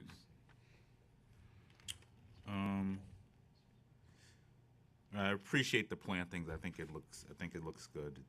And tell me about your energy efficiency standards in the building. Well, right now, we haven't actually designed the building, but we're looking at making this a very efficient building. We're What does that mean? Bioswale along. Bioswales, okay. Along the park, where as we design it, we will get into, how we make it a net zero building, if possible. So we're looking for a very energy efficient building. Yeah. And I know the borough president in his public reviews spoke of no CFO to be issued until HPD issues a completion notice that DOB has inspected the affordability. So that is happening. Sure. We're on board with that. Totally. You're on board with it. Oh, and just speak into the microphone as well. Sorry, we're on board with that. All righty, and then I think you've answered my question on the planting, and you're working with the Friends Group. So I'll go to Councilmember 11 now. Thank you very much, Chair Richards. I want to thank this development team for meeting with us numerous times and for meeting with members of the community. And so now we're at this stage. So I think that the concern that's come up from members of the community, as I understand it, and I'm sympathetic to this view, is that the new orientation as proposed blurs the line between public and private space more than the as-of-right development scenario. So the as-of-right development scenario, as you laid out in the rendering, and obviously this is one rendering of an as-of-right scenario, but there's a clear break between park and development, and what I've heard from the community over the last few months is, this is a community that's really bearing the brunt of development. Going back to the 2005 Williamsburg Greenpoint rezoning, but as you know, 2 blocks to the north, the first development in Greenpoint under that rezoning is nearing completion. A few blocks to the north of that, Greenpoint Landing with Brookfield is doing their first high-rise. Within a few years, assuming the economy maintains some healthiness, we're going to see more and more large-scale residential development, and Greenpoint will one day look like Long Island City. That's just as it's zoned now, and this park was the one exclusively passive park to come out of that rezoning. This was tangentially related to the rezoning. It was actually promised before that, but regardless, the other open space that was going to be part of the rezoning, Barge Park, which is at the end of Greenpoint along the inlet of the Newtown Creek, and then Box Street Park, which is a little bit further in, are going to be slated to be active, mostly active park space, ball fields and things like that. And so this becomes this kind of de facto sanctuary for the community in terms of passive space. And so the concern that they have raised is that, while this is, I don't think anybody likes this, including you, obviously, you're coming for the rezoning here. But this, is a very clear break, and the proposal now is less so. It's more integrated into the public space, and so I think that the concern that they have raised is really about maintaining that break. allowing the public space to remain public to the greatest extent possible. So could you speak a little bit to how, because I know that you have obviously considered this question, how you have considered this question and what you've done in response? Well, yes, I mean we've taken that very seriously, and I think one of the main ways that we've done it is that we've set the building back 20 to 30 feet from the park boundary line in order to provide the largest possible buffer that could be built there. Under an as-of right, you would be, it's true, you would have a wall at the park line, but you could also have secondary windows. And in your rear yard equivalent in the center, you'd have a large recreational amenity. So you'd actually have uses that were much closer to the park than what we're proposing. What we're proposing is half the width of a narrow street, which is a pretty wide area. We've moved the residential lobby. One particular issue of concern was the entrance to the residential building, that it be moved away from the park boundary line, and it's now 45 feet away from the park boundary line. And the lobby itself at the ground level is also concave along here, so that you're really, really creating as much separation as possible. And then I think we've hired a top flight landscape architect for house to think about, come up with a scheme that people like to provide as dense a planting barrier as makes sense in between the two areas, so that you really have a visual break also.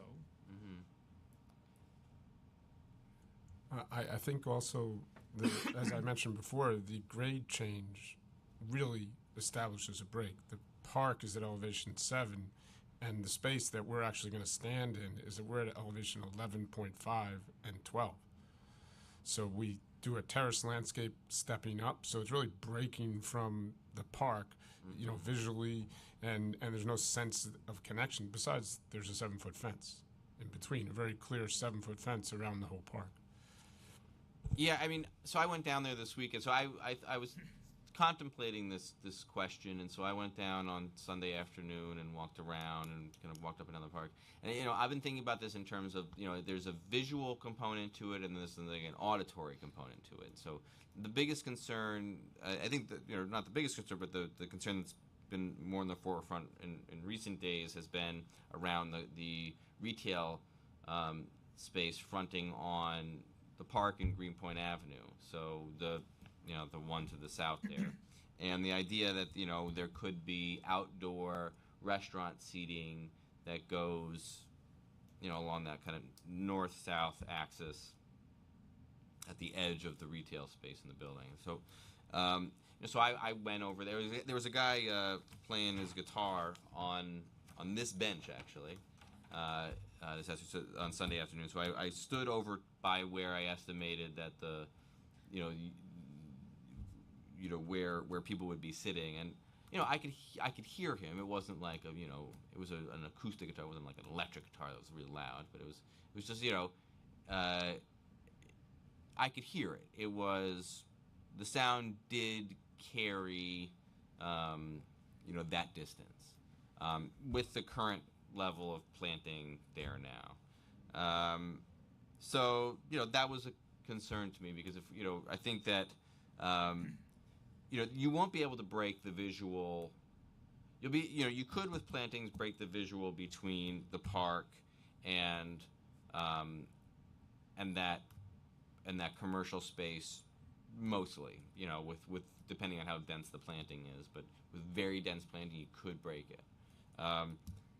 You won't be able to break that between the two for the residential tenants. I mean, the great value that this development is going to be getting as a result of this action is that people will be able to look out of their living room window or bedroom window now at the city, at Manhattan, at that beautiful line that there's nothing else that can be built then, between your building and the river. So you're going to have an unimpeded view, but that also means that the direct sight line from anything above probably the second or third story into the park, and vice versa. So like, I don't know if people that like go to the park on like a Saturday morning, like want to like turn around and see somebody in their bathrobe, looking out the window, because it's their park. They got a right to be there. It's a public park. So that's certainly an aspect of this, is that visual break is really, I mean, this will break down that visual break, certainly. And so then thinking back to like the sound break, I mean, one of the issues that they brought up, the community's brought up, is constructing some type of wall in between, along the fence line in between your property and the park to kind of more clearly break the space. And they thought of some really interesting ideas of living walls, and getting ideas from the Brooklyn Botanical Gardens, and there's all types of living wall, vertical planting and stuff like that. Have you contemplated that, and how are you looking at that idea right now? Okay. Again, I'll go back to the elevation. That's basically our rear yard, right? So we can do a 6-foot wall. The fence is 7 feet. I know you can see through the fence, but the planting that we're proposing is much taller than that. So if we did a 6-foot wall, and we grew vines on it, to become a green wall, you would get some sound break there. But it's not a 10-foot wall. Really quickly, just the elevation change on the retail side, that there isn't the elevation change that you spoke of before. Yeah. But still, it's still a 6-foot wall. Right, and you've confirmed that with, or that's zoning. That's zoning. Because it's a rear yard, that's considered a rear yard. It's a standard. Even though it's that's fronting on the, because it's the front of your building, right? Yeah, there's no provision I know of any wall bigger than that. Okay. Right, front yards are usually 4 feet maximum. Okay. Corner lots you can do 6 feet. Mm-hmm. So I know everybody likes to go and jump on the green wall bandwagon, like we can put a 30-foot green wall and everything's going to be great. You have to be really careful with that. I'm a landscape architect. I like to have everything green, right? But they're not so sustainable. Some of those walls, it's the best type of wall you can do is one where you're growing vines on it. That will really become a sustainable system. Green walls with the small pocket plantings are incredibly intensive to maintain, and there's a yearly cost on that. So you have to think about all those things. It's 6 feet. Yeah. We could do that. We could grow vines on it. It could be beautiful, but it's only 6 feet. Yeah.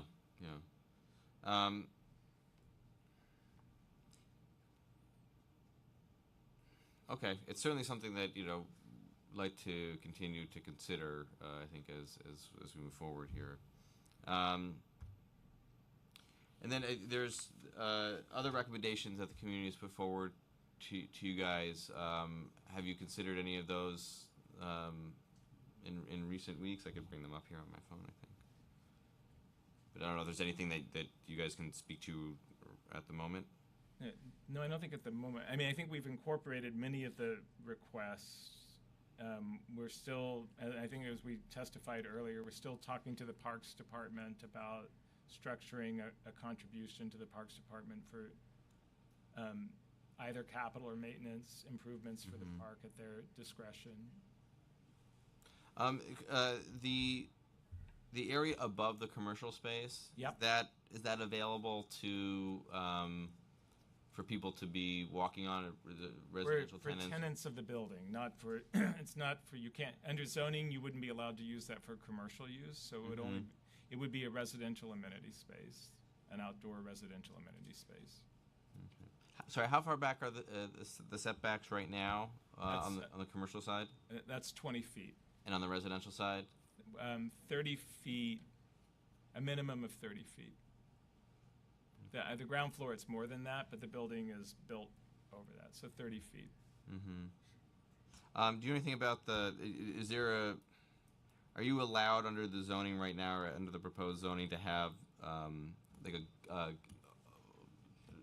total glass wall on the commercial, on that retail component facing the park? Sure. Is there any mechanism by which that is limited under zoning? Under zoning, no. No, I don't think so. But you could have that under the as of right. You'd have to put in, safety glass and sprinklers and things like that. But can you speak just for a moment about the mechanicals, the HVAC system, and where that's placed and how that's placed, and what do you expect the noise of that to be? So, mechanical systems are located in the rear of the building, the furthest away from the park, so to the east of the park. And most of the mechanical systems these days are fairly quiet, so I don't expect that we're going to be generating noise that's going to be observable from the park. And then can you speak a little bit about what the considerations, what effort you're making right now, and considerations on energy efficiency and? Well, we're looking to be a net zero building if we can. What is that? Just for everybody's edification, what does that mean? We're trying to not use any additional energy and see what kind of passive systems we can put in here. Are there any efforts in terms of green roofs on this? We have green roofs at almost every level. So this would be the top roof would be a green roof, green roofs, green roof back here.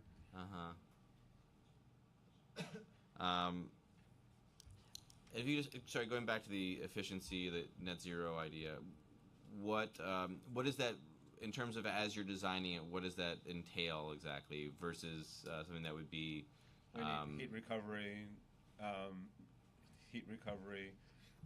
see what kind of passive devices we can use, glazing. It's an integrated building system. So integrating the heating and the cooling system.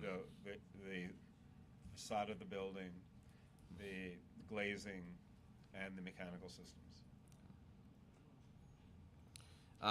Okay, so over the next couple of weeks, look forward to continuing to engage with you.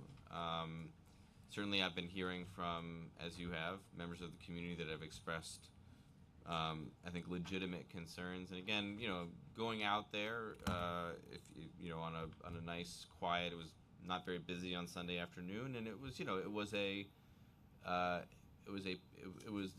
the definition of a passive park. People enjoying nice weather.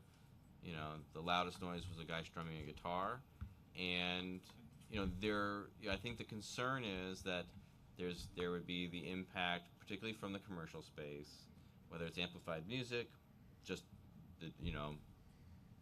50 people at once talking at with their outdoor voices after having mimosa, and so that gets the volume goes up a little bit sometimes when people do that. So that's I think it's a legitimate concern, even with the setback of 20 feet plus probably about another 20 feet to where people would be like sitting in the park.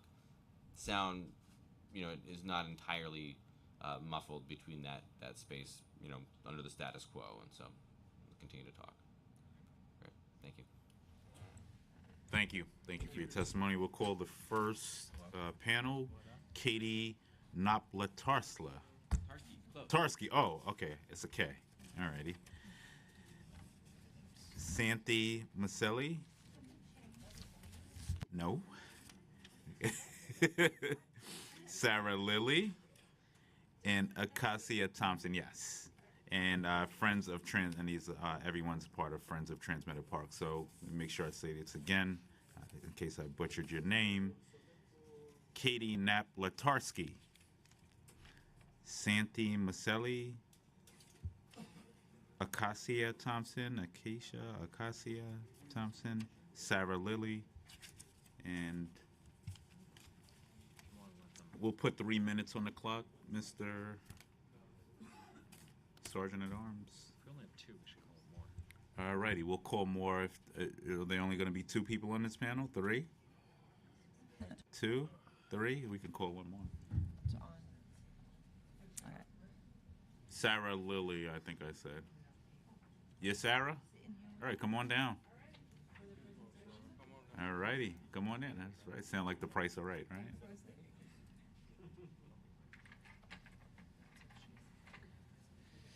Do you want? And I'll just remind you to talk into the mic and to please state your name for the record and who you're representing before you begin. Thank you.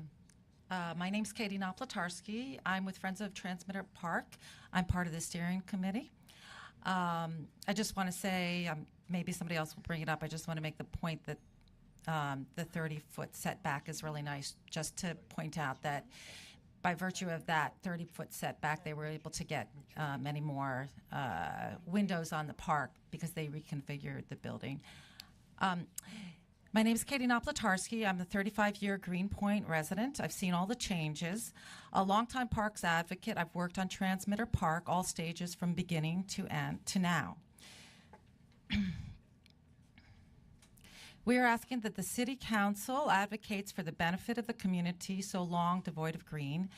The owners of this development, if you do vote to allow this text amendment, will gain great advantages. Waterfront views from lobby to restaurant to rooftops, 1 building core versus 2, a park as a front yard, and the corresponding immense increased profit plus the tax abatement. And what will we get? Disadvantages: 6-hour shadows, restaurant noise, a huge looming tower, private merging into public space like a sieve into the sanctuary, this little bit of park space. All benefit for the developer, none for the public. But isn't that how it goes? From nursing homes lost to finger towers to 197A plans that get thrown out of the window to people pushed out way out of their homes as profit and prestige takes over for the benefit for people and becomes the ubiquitous non-ideal of our time. Let's turn this on its head and make a new declaration of what what we can and should do for the benefit of the common good versus the accommodation of a few.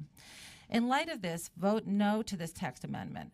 Or if yes, include all proposed modifications which are the benefits that are deserved by the public by virtue of the council allowing the approval of this developer requested text amendment. Say yes to the fiduciary fund going to Transmitter Park and all stipulations worked out by the Greenpoint community to justly alleviate the visual and auditory impact on this park, including a wall which will be the buffer and separation between the private building and the park, public park. Or say no, there is that choice. In 2005, the then borough president's recommendations regarding North Brooklyn waterfront zoning stated, quote, the amount of new parkland proposed does not improve the overall open space ratio given the expected population increases. The majority of development anticipated is expected to occur in Greenpoint, leaving Greenpoint residents poorly served, and the continuing development will result in further strain on the existing and proposed parks. In fact, quote, CB1 recommended that areas opposite inland parks and historic district be designated to limiting heights of 50 feet based on maximizing light and air surrounding parks. Is that? The BP concurs with these recommendations. They could see then the writing on the wall. In 2017, this is just the beginning of the coming onslaught of the Greenpoint waterfront. Thousands more people and many more towers. In the city, which so often likes to please the profit motive of few, let's set a new precedent. Say no to private gain at the expense of public benefit. Say yes, that what we all want is what is best for the majority of New Yorkers, the children, the elderly, who just want a bit of quiet green serenity and a sense of solitude at the end of a long day. Help us mitigate the assault on our senses by fighting for the modifications that we propose.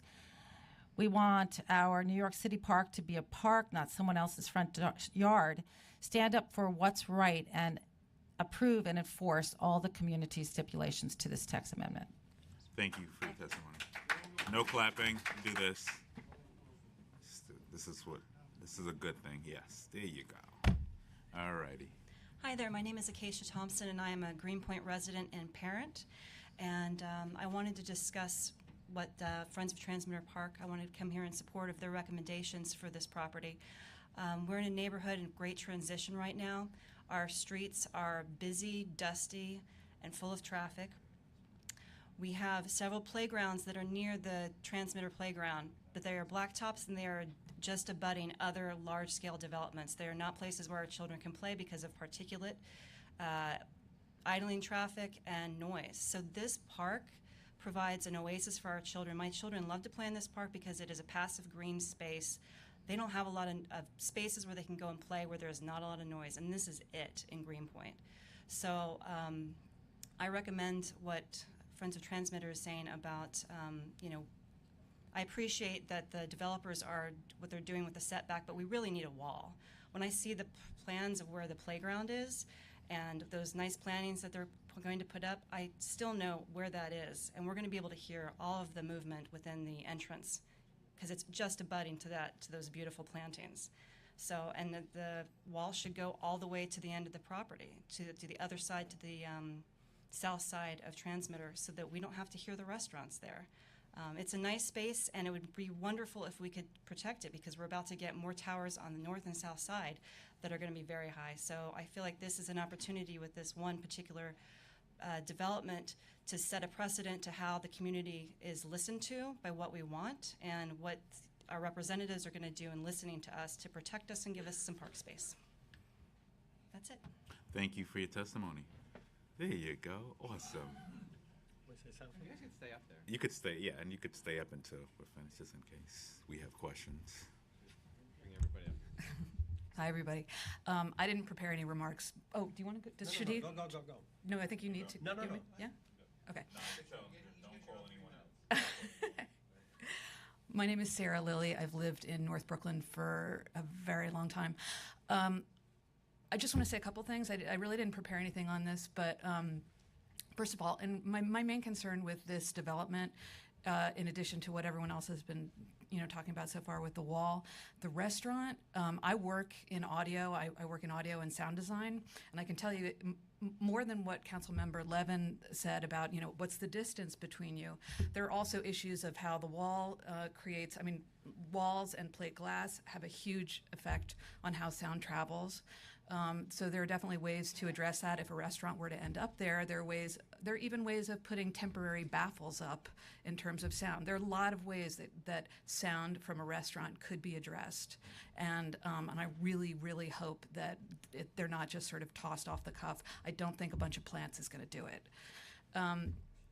That said, I will also say in terms of the light issues and whether or not there's a shadow on the park, let's be real, whether or not there's an actual sun shadow. When someone stands right behind you, if they're blocking even the sky, you get a shadow. Not to mention the fact that I'm a short person. If someone stands right behind me, I feel it. I just plain feel it. And this, I know that the developers have an as-of-right opportunity here, but there are ways of being considerate to the neighbors and to the long-term residents of this neighborhood who, and by the way, this doesn't just go in terms of shadows. This is also at night. This has to do with the opposite of shadows.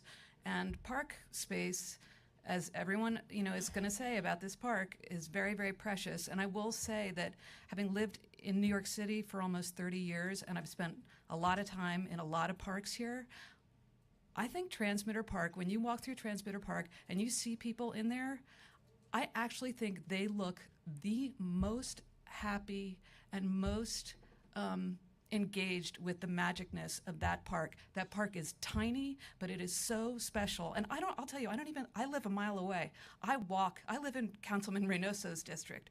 I walk a mile to go to that park because it is that special. And all the people that you see in it are clearly really they're affected by it. And so, lastly, I will just say that my neighbors and colleagues and friends here are not just a bunch of naysayers. They're not just a bunch of stalwarts who are saying, "Oh, no change to North Brooklyn."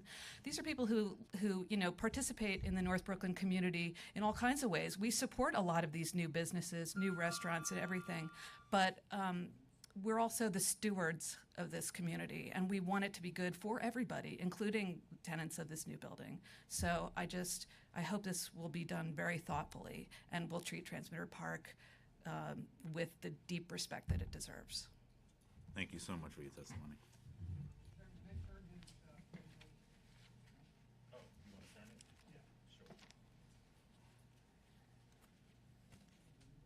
Just please state your name for the record since you're the Turner. I am Steve Chesler from Friends of Transmitter Park, and I will be turning the presentation for Sante Michelli. Good morning, council member and staff. My name is Sante Michelli. I'm a member of the steering committee of Friends of Transmitter Park.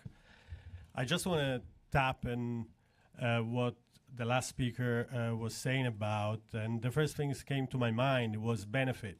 She's somebody that doesn't live in an immediate vicinity. I'm an immediate resident of the park, but she comes from a mile away. So benefit. What's the benefit that this development is going to bring to the park? We've been, Council Member Levin has been mentioned, what's the benefit, what's the impacts. So there is no benefit that the park will receive from the development. The vision is going to be an intrusive factors, sounds, and there are a lot of deceiving elements that they appear from the presentation, like they present the retail space and the plan, it just says retail, while they're clearly presented to us as a restaurant, as a bar restaurants. And this facility is not a small space. The facility has 2,700 square feet of indoor space, 1,600 square feet of courtyard outdoor space for a total of 4,300 square feet. That amount of space is going to have a tremendous impact on the park. And on that park, there is only a 7-foot fence, which is completely transparent. And I'm very grateful that they are a landscape designer, but as a conservancy for the park, we've been profoundly involved and in the process of engaging the Brooklyn Botanical Garden to really develop our own park into a native plant garden. There is already an existing garden there. It's called the bird garden, so it was conceived to attract bird native species into that area. And right now there is a wall. There is a wall because there is a warehouse. So somehow, that is being screened by itself and there is no activity. Having a restaurant there is going to bring a major impact on the park. It's going to deprive the park to be the sanctuary of which it is right now, and we actually envision to turn it into even a bigger sanctuary. And we need to find a solution. The solution is we need to have a solid wall. When we speak about sounds in architecture, what we value is density. How do we achieve density? We achieve density through thickness, and how do we limit sound? Through height. I know there is a 6 feet limitation because that's what they call stale, but it's an exceptional situation.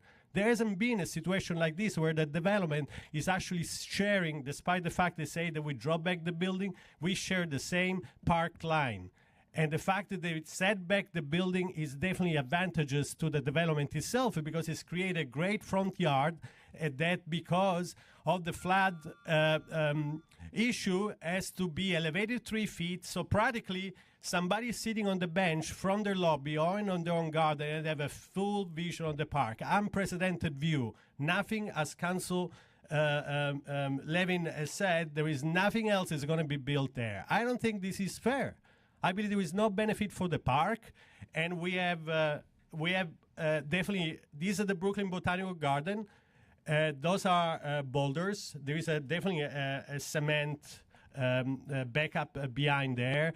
But I believe there is great opportunity for us to develop an environment which can be beneficial both to the developer, They can use a language that is already the same design language, the same design vocabulary has been used for this park, which has to do with stone. And this is not something new. This is the Teardrop Park.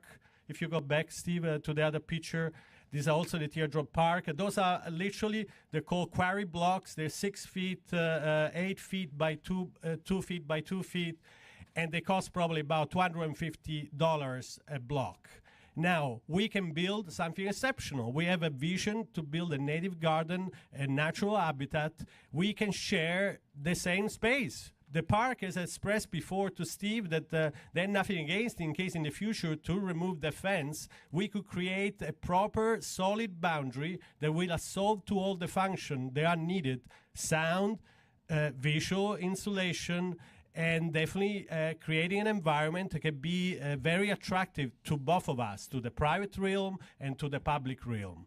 So my invitation really to you is really because we have other job, we have other profession, but this is becoming a job. And I came here today with a great concern because we cannot disregard the fact that it is a public space and this require an exceptional attention from both of us. Ask me as a citizen, you as with your public role, this is very, very fundamental. But this just to show you, if we look at this image, how beautiful this environment. To wrap up. Yeah. Sorry, that's all what I want to say. We need to focus in creating a proper division. And there are plenty of images here that can tell us how we can create, could be concrete, could be stone, could be brick, but it needs to be properly designed. We need to refocus together, and we want to open a dialogue with a developer, which he never really opened a dialogue with us, accepting doing a presentation. We are a conservancy group, and we represent the community. They need to communicate with us. We wish they will make this step so we could turn this project into a valuable project for both of us. I don't want to disregard the economic factors, Thank you so much. Thank you. Thank you very much. Thank you. And we're joined by Chair Greenfield this morning. Good. All righty. Thank you. We'll call the. Is there anyone else? Is there anyone in favor of this project?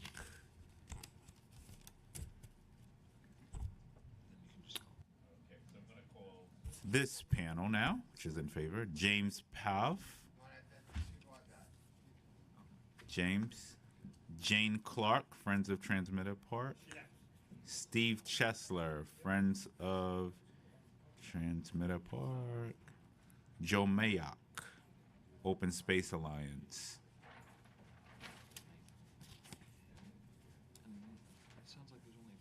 So, is everyone here? Yeah. 1, 2. So Joe Mayock, you're Joe? Okay. Steve Chesler. Yes. Jane Clark. No, Jane Clark. She left. James Pav. James.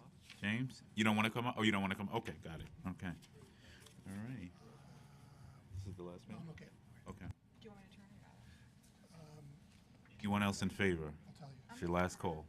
Okay. Oh, you have to. These are all against. I'm sorry. Against. Okay. Anyone else against who wants to testify?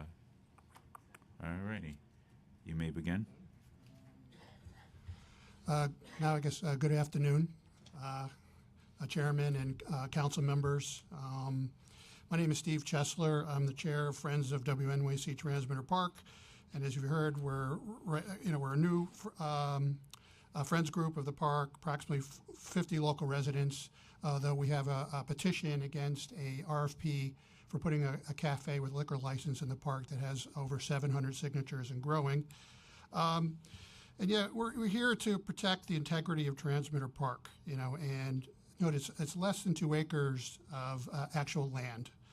And as Councilman Levin referred to, the infamous 2005 Greenpoint Williamsburg rezoning basically is proliferating, just a curtain of towers on the waterfront and thousands of people, as made evident by how Brooklyn Flea was just recently chased out of East River State Park down the river because the crowds have just kind of reached a critical mass.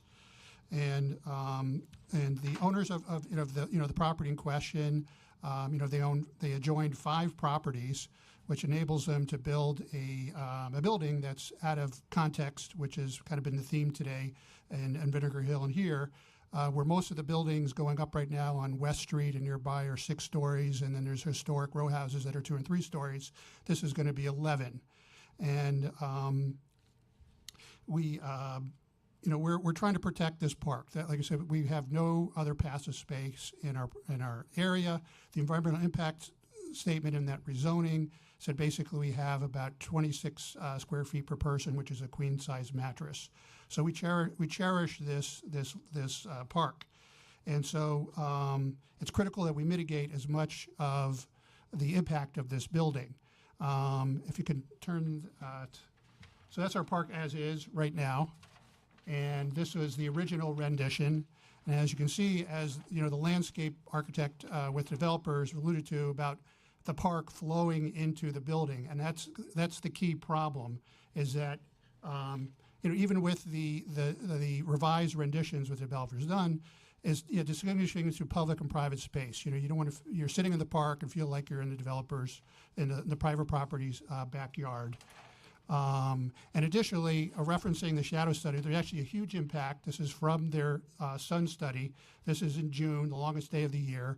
And basically for 6 hours from roughly dawn till about noon, you have basically a quarter of the park, including the playground, is engulfed, it's basically shadows. So if you want to go to the playground, get some sunshine and some playtime, you'll be out of luck. So in light of that, it's key that we mitigate this, this building as much as possible. So that's why the wall is key. And if, as my colleague Sante said, if we just put our minds to it and we have a creative, process, we can really come up with something interesting. A couple months back, I had a conversation with the North Brooklyn Parks administrator who was open to the idea of removing the fence, and so the wall will become the really solid differentiation between the 2 spaces. So, and also just quickly, the commercial space, the borough president, along with us, recommended plantings on that roof to also for privacy and intrusion issues. So we urge the council to use whatever means necessary or at their disposal to get these modifications into the project. Thank you very much. Thank you. Anyone else testifying? Or? Okay, come on. Hi, my name is Joe Mayock. I'm the executive director. You did a great job, by the way. Okay. Open Space Alliance for North Brooklyn, OSA. We're the nonprofit partner to the Parks Department for 45 parks and playgrounds in Williamsburg and Greenpoint. So I want to thank Chairman Greenfield. I want to thank you, Councilmember Richards, for leading this hearing today. Especially, I want to thank Councilmember Levin. So I really appreciate you taking a very active role, Councilmember, in this process. I think once again you're going to be the closer for us. So with Bushwick Inlet Park, the community stood together. The community board, all the elected officials, including the borough president. In this situation, again, we have the community board standing with the community, the Friends of Transmitter Park, for adopting all the modifications that the community is asking for. So here it is, Council Member, just like you closed with Bushwick Inlet, we'd like to see you close here with Friends of Transmitter. A couple of comments about today's hearing. Council Member Reynoso mentioned he has a job to do. So I think in my role representing OSA, the board of the Open Space Alliance, I have a job to do too. I think the comments from the developer and his representatives that we're talking to the Parks Department, I don't think is sufficient. I think that, saying you took to heart the the community's concerns, and then the answer that you gave to Councilmember Levin regarding the barrier, that taking care of an embankment or some kind of other barrier would cost money. I think is not responsive to the community's concerns. So one thing, I see I've got a minute left. I think Councilmember Levin, let's do this now, because I think the developers are negotiating against the future residents of this building. They're going to be the biggest users of this park, and once if there's no sound and visual barrier, they're going to be the biggest supporters of the Friends of Transmitter Park. And we're going to have to come back to not this setting, but another setting and get the embankment built and pay for it and have it taken care of. And so, Councilmember, what you did for Bushwick Inlet Park is legendary.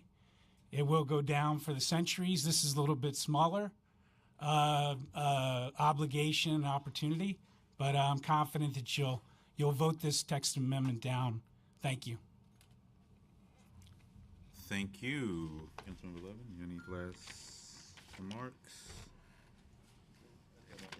Oh, Chair Greenfield. Yeah, your individual from the, sir, I'm sorry, I forgot your name, sir? Steve, yes, Steve. Do you mind coming back up for a second? I just have a quick question for you. Thank you very much. Steve Chasler for Friends Transmitter Park. Thank you. So first I just want to thank everyone here for coming out today. I know that you have a lot of other things to be doing today, and you all decided to come out here because you feel passionately about this park, and I want to assure you that we take all of these comments and feedback very seriously, and it is very helpful. And I'm going to check it out actually now, because someone here testified that it's the best park ever, and I certainly want to find the best park ever. So I'm looking forward. I'm a little bit worried though, because we're broadcasting live on TV, so maybe everybody is going to find out about this super park, and now you're going to get overrun by people. But I would just say that I think it's helpful. I think the feedback is helpful, and I can assure you that your council members taking all of these suggestions very seriously. I just do want to point out, because I'm not sure that it's been clear from some of the testimony here today, that the project is a change in a project, right? So the developer currently has the ability to do a project as of right, which obviously wouldn't be as good, but I don't want anyone here to get the misimpression that if the council, for whatever reason, decides not to act, that there's not going to be a development here. There's going to be a development over here. The question is what that development is going to look like. And so while I think, and just from hearing the comments, I think some people may not have been that familiar with that particular detail, which is it's not like if we say no, this is going away. There's going to be a development over here, which I imagine many of you don't like regardless, right? And the question now is whether development should be different, and if so, what, if any, possible changes and tweaks we can make to accommodate the community. So, Steve, I just wanted to make sure that as the leader of the Friends of the Transmitter Park, that you were familiar with that, and you were had that perspective and understanding as well. And so, is that your understanding as well in terms of what it is that we're trying to get done here today? Yeah, I mean, as I think, not just representing Friends of Transmitter Park, but resident of Greenpoint and Williamsburg, and since you're the victim of the 2005 rezoning, I prefer that either nothing get built or a 6-story building be built in the context of the rest of the neighborhood. But due to the the way the zoning code is written, they're able to take 5 properties and put them together and kind of blow that out of the water. So I feel like we're presented with a lesser of two evils type of choice. And actually, we were informed about the application very late in the game. The CB1 Parks and Water Land Use Committee had already approved recommended the application. And well, Steve, I appreciate that. I just want to be I just want to be clear, because it's very easy when there's a project like this to say just vote no, but you recognize that if there's a no vote, it means we have no leverage over this project. It's going to revert to the other project, which quite frankly, to your point, isn't a particularly attractive project, and that's what's going to go up instead. So it's not about preference of, oh, I'd like to have nothing here versus everything here. I just think it's important to recognize that you know, this committee, many times we have complete control over a project, right? People come in, and right now it's manufacturing, for example, and we don't have to convert it. And if we did nothing, there would just be a one-story building and it would stay the same. I just think it's worth pointing out, and I'm just using my privilege here as the chair of the committee to point out, especially for many of you who have not been here before, that this is not that scenario, right? So just keep in mind that in the negotiation process, there's only so much leverage to be had over here, because if ultimately, and I'm not saying this is going to happen, but if ultimately the council walks away, then you end up with a pretty ugly project by every objective standard. So I just want to point that out, and I don't imagine that's a great result for you either. So I'm simply encouraging you to just think about that and find a happy medium where you can make improvements without necessarily voting it down, because in this case, I don't think voting down is a good option for you. That's all I'm pointing out. Is that fair? Yeah, I acknowledge that. Okay. I definitely acknowledge very. I appreciate that. It just difficult, wasn't clear, troubling honestly, choices, from yeah. your testimony and other people's testimony. I wasn't sure if people understood that. I just wanted to clarify that, point as well. Well, I always do it for the benefit of people watching at home who may not be our familiar. recommendation Yeah. along the way has been no, unless a list of modification We got it. requests. So it's Once again, right. grateful for the feedback. This is very helpful, incredible commitment, and I can tell you that as your friend just acknowledged, there is no greater patron and creator of parks than Councilmember Steve Levin and the City Council, and what he's done is in fact fantastic, and I know he's working hard to try to come up with a good resolution over here. So thank you all very much. Go to Councilmember Levin now. Thank you very much. I'm flattered, Chair Greenfield. I appreciate that. So I just want to thank Steve, you for your testimony, everybody that testified. Obviously, we hear what you're saying. We recognize, the reality of what happened in our neighborhood in 2005 in terms of the rezoning, and looking back, and this got rezoned. This was an M12 at some I wasn't point. the chair. Donovan wasn't the chair, and David was not the chair either. It was an M31. So in 2005, this went from a heavy use manufacturing 1 FAR site to an R6, and obviously that was the big change at the time, and certain benefits came out of the 2005 rezoning, Bushwick Inlet, Bard Street expansion, eventually a transmitter expansion. Transmitter itself was not created by the 2005 rezoning, so this wasn't a trade-off park. This was a park that was promised to this community prior to the 2005 rezoning. So you all recognize that. You all lived through that. A lot of you did, and you're continuing to advocate for your community. So just over the next couple of weeks, as we go through the final stages of this process, you can count on my office to be available and responsive, and I look forward to continuing to work with you and continuing to work with the developer and see if there's a solution that can be found, and if so, that's great. If not, not so great. But we'll continue to keep the conversation open. You can certainly count on my office to be there making that happen.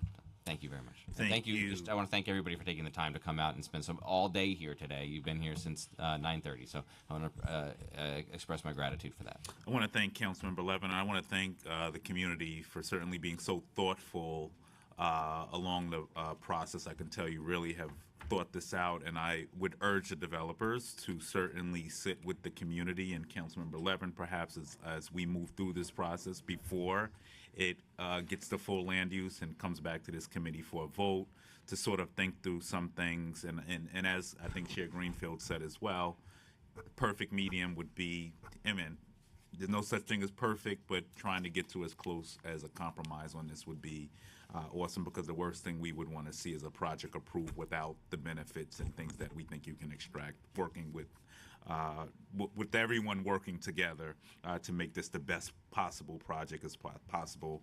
And the community has been very thoughtful along the lines, and I want to make sure that that's respected as we move forward. And I also want to thank the developers as well for listening as well, but we have some ways to go, but I think there are ways to make this a better project as well. I want to thank everyone who came out, all the members, once again going back to Councilmember Palmer and Salamanca, who reached deep affordability in their projects today. Jobs was a major accomplishment today, so I think that today was a great day for this committee, voting out a lot of good projects. With that being said, are there any other members of the public who wish to testify on this issue? Seeing none, I will now close the public hearing on land use item number 635. And I want to thank the committee staff, Julie Lubin, Amy, Raju, who am I missing? Who? Brian. Oh, Brian. Did I say Julie, Amy? Okay, this is why you write it down, because then you mess up everybody's name. With that being said, this meeting is adjourned. Oh, and Dylan, this hearing is open again. I want to thank Dylan as well, Casey, who's sitting right next to me. This meeting is now adjourned.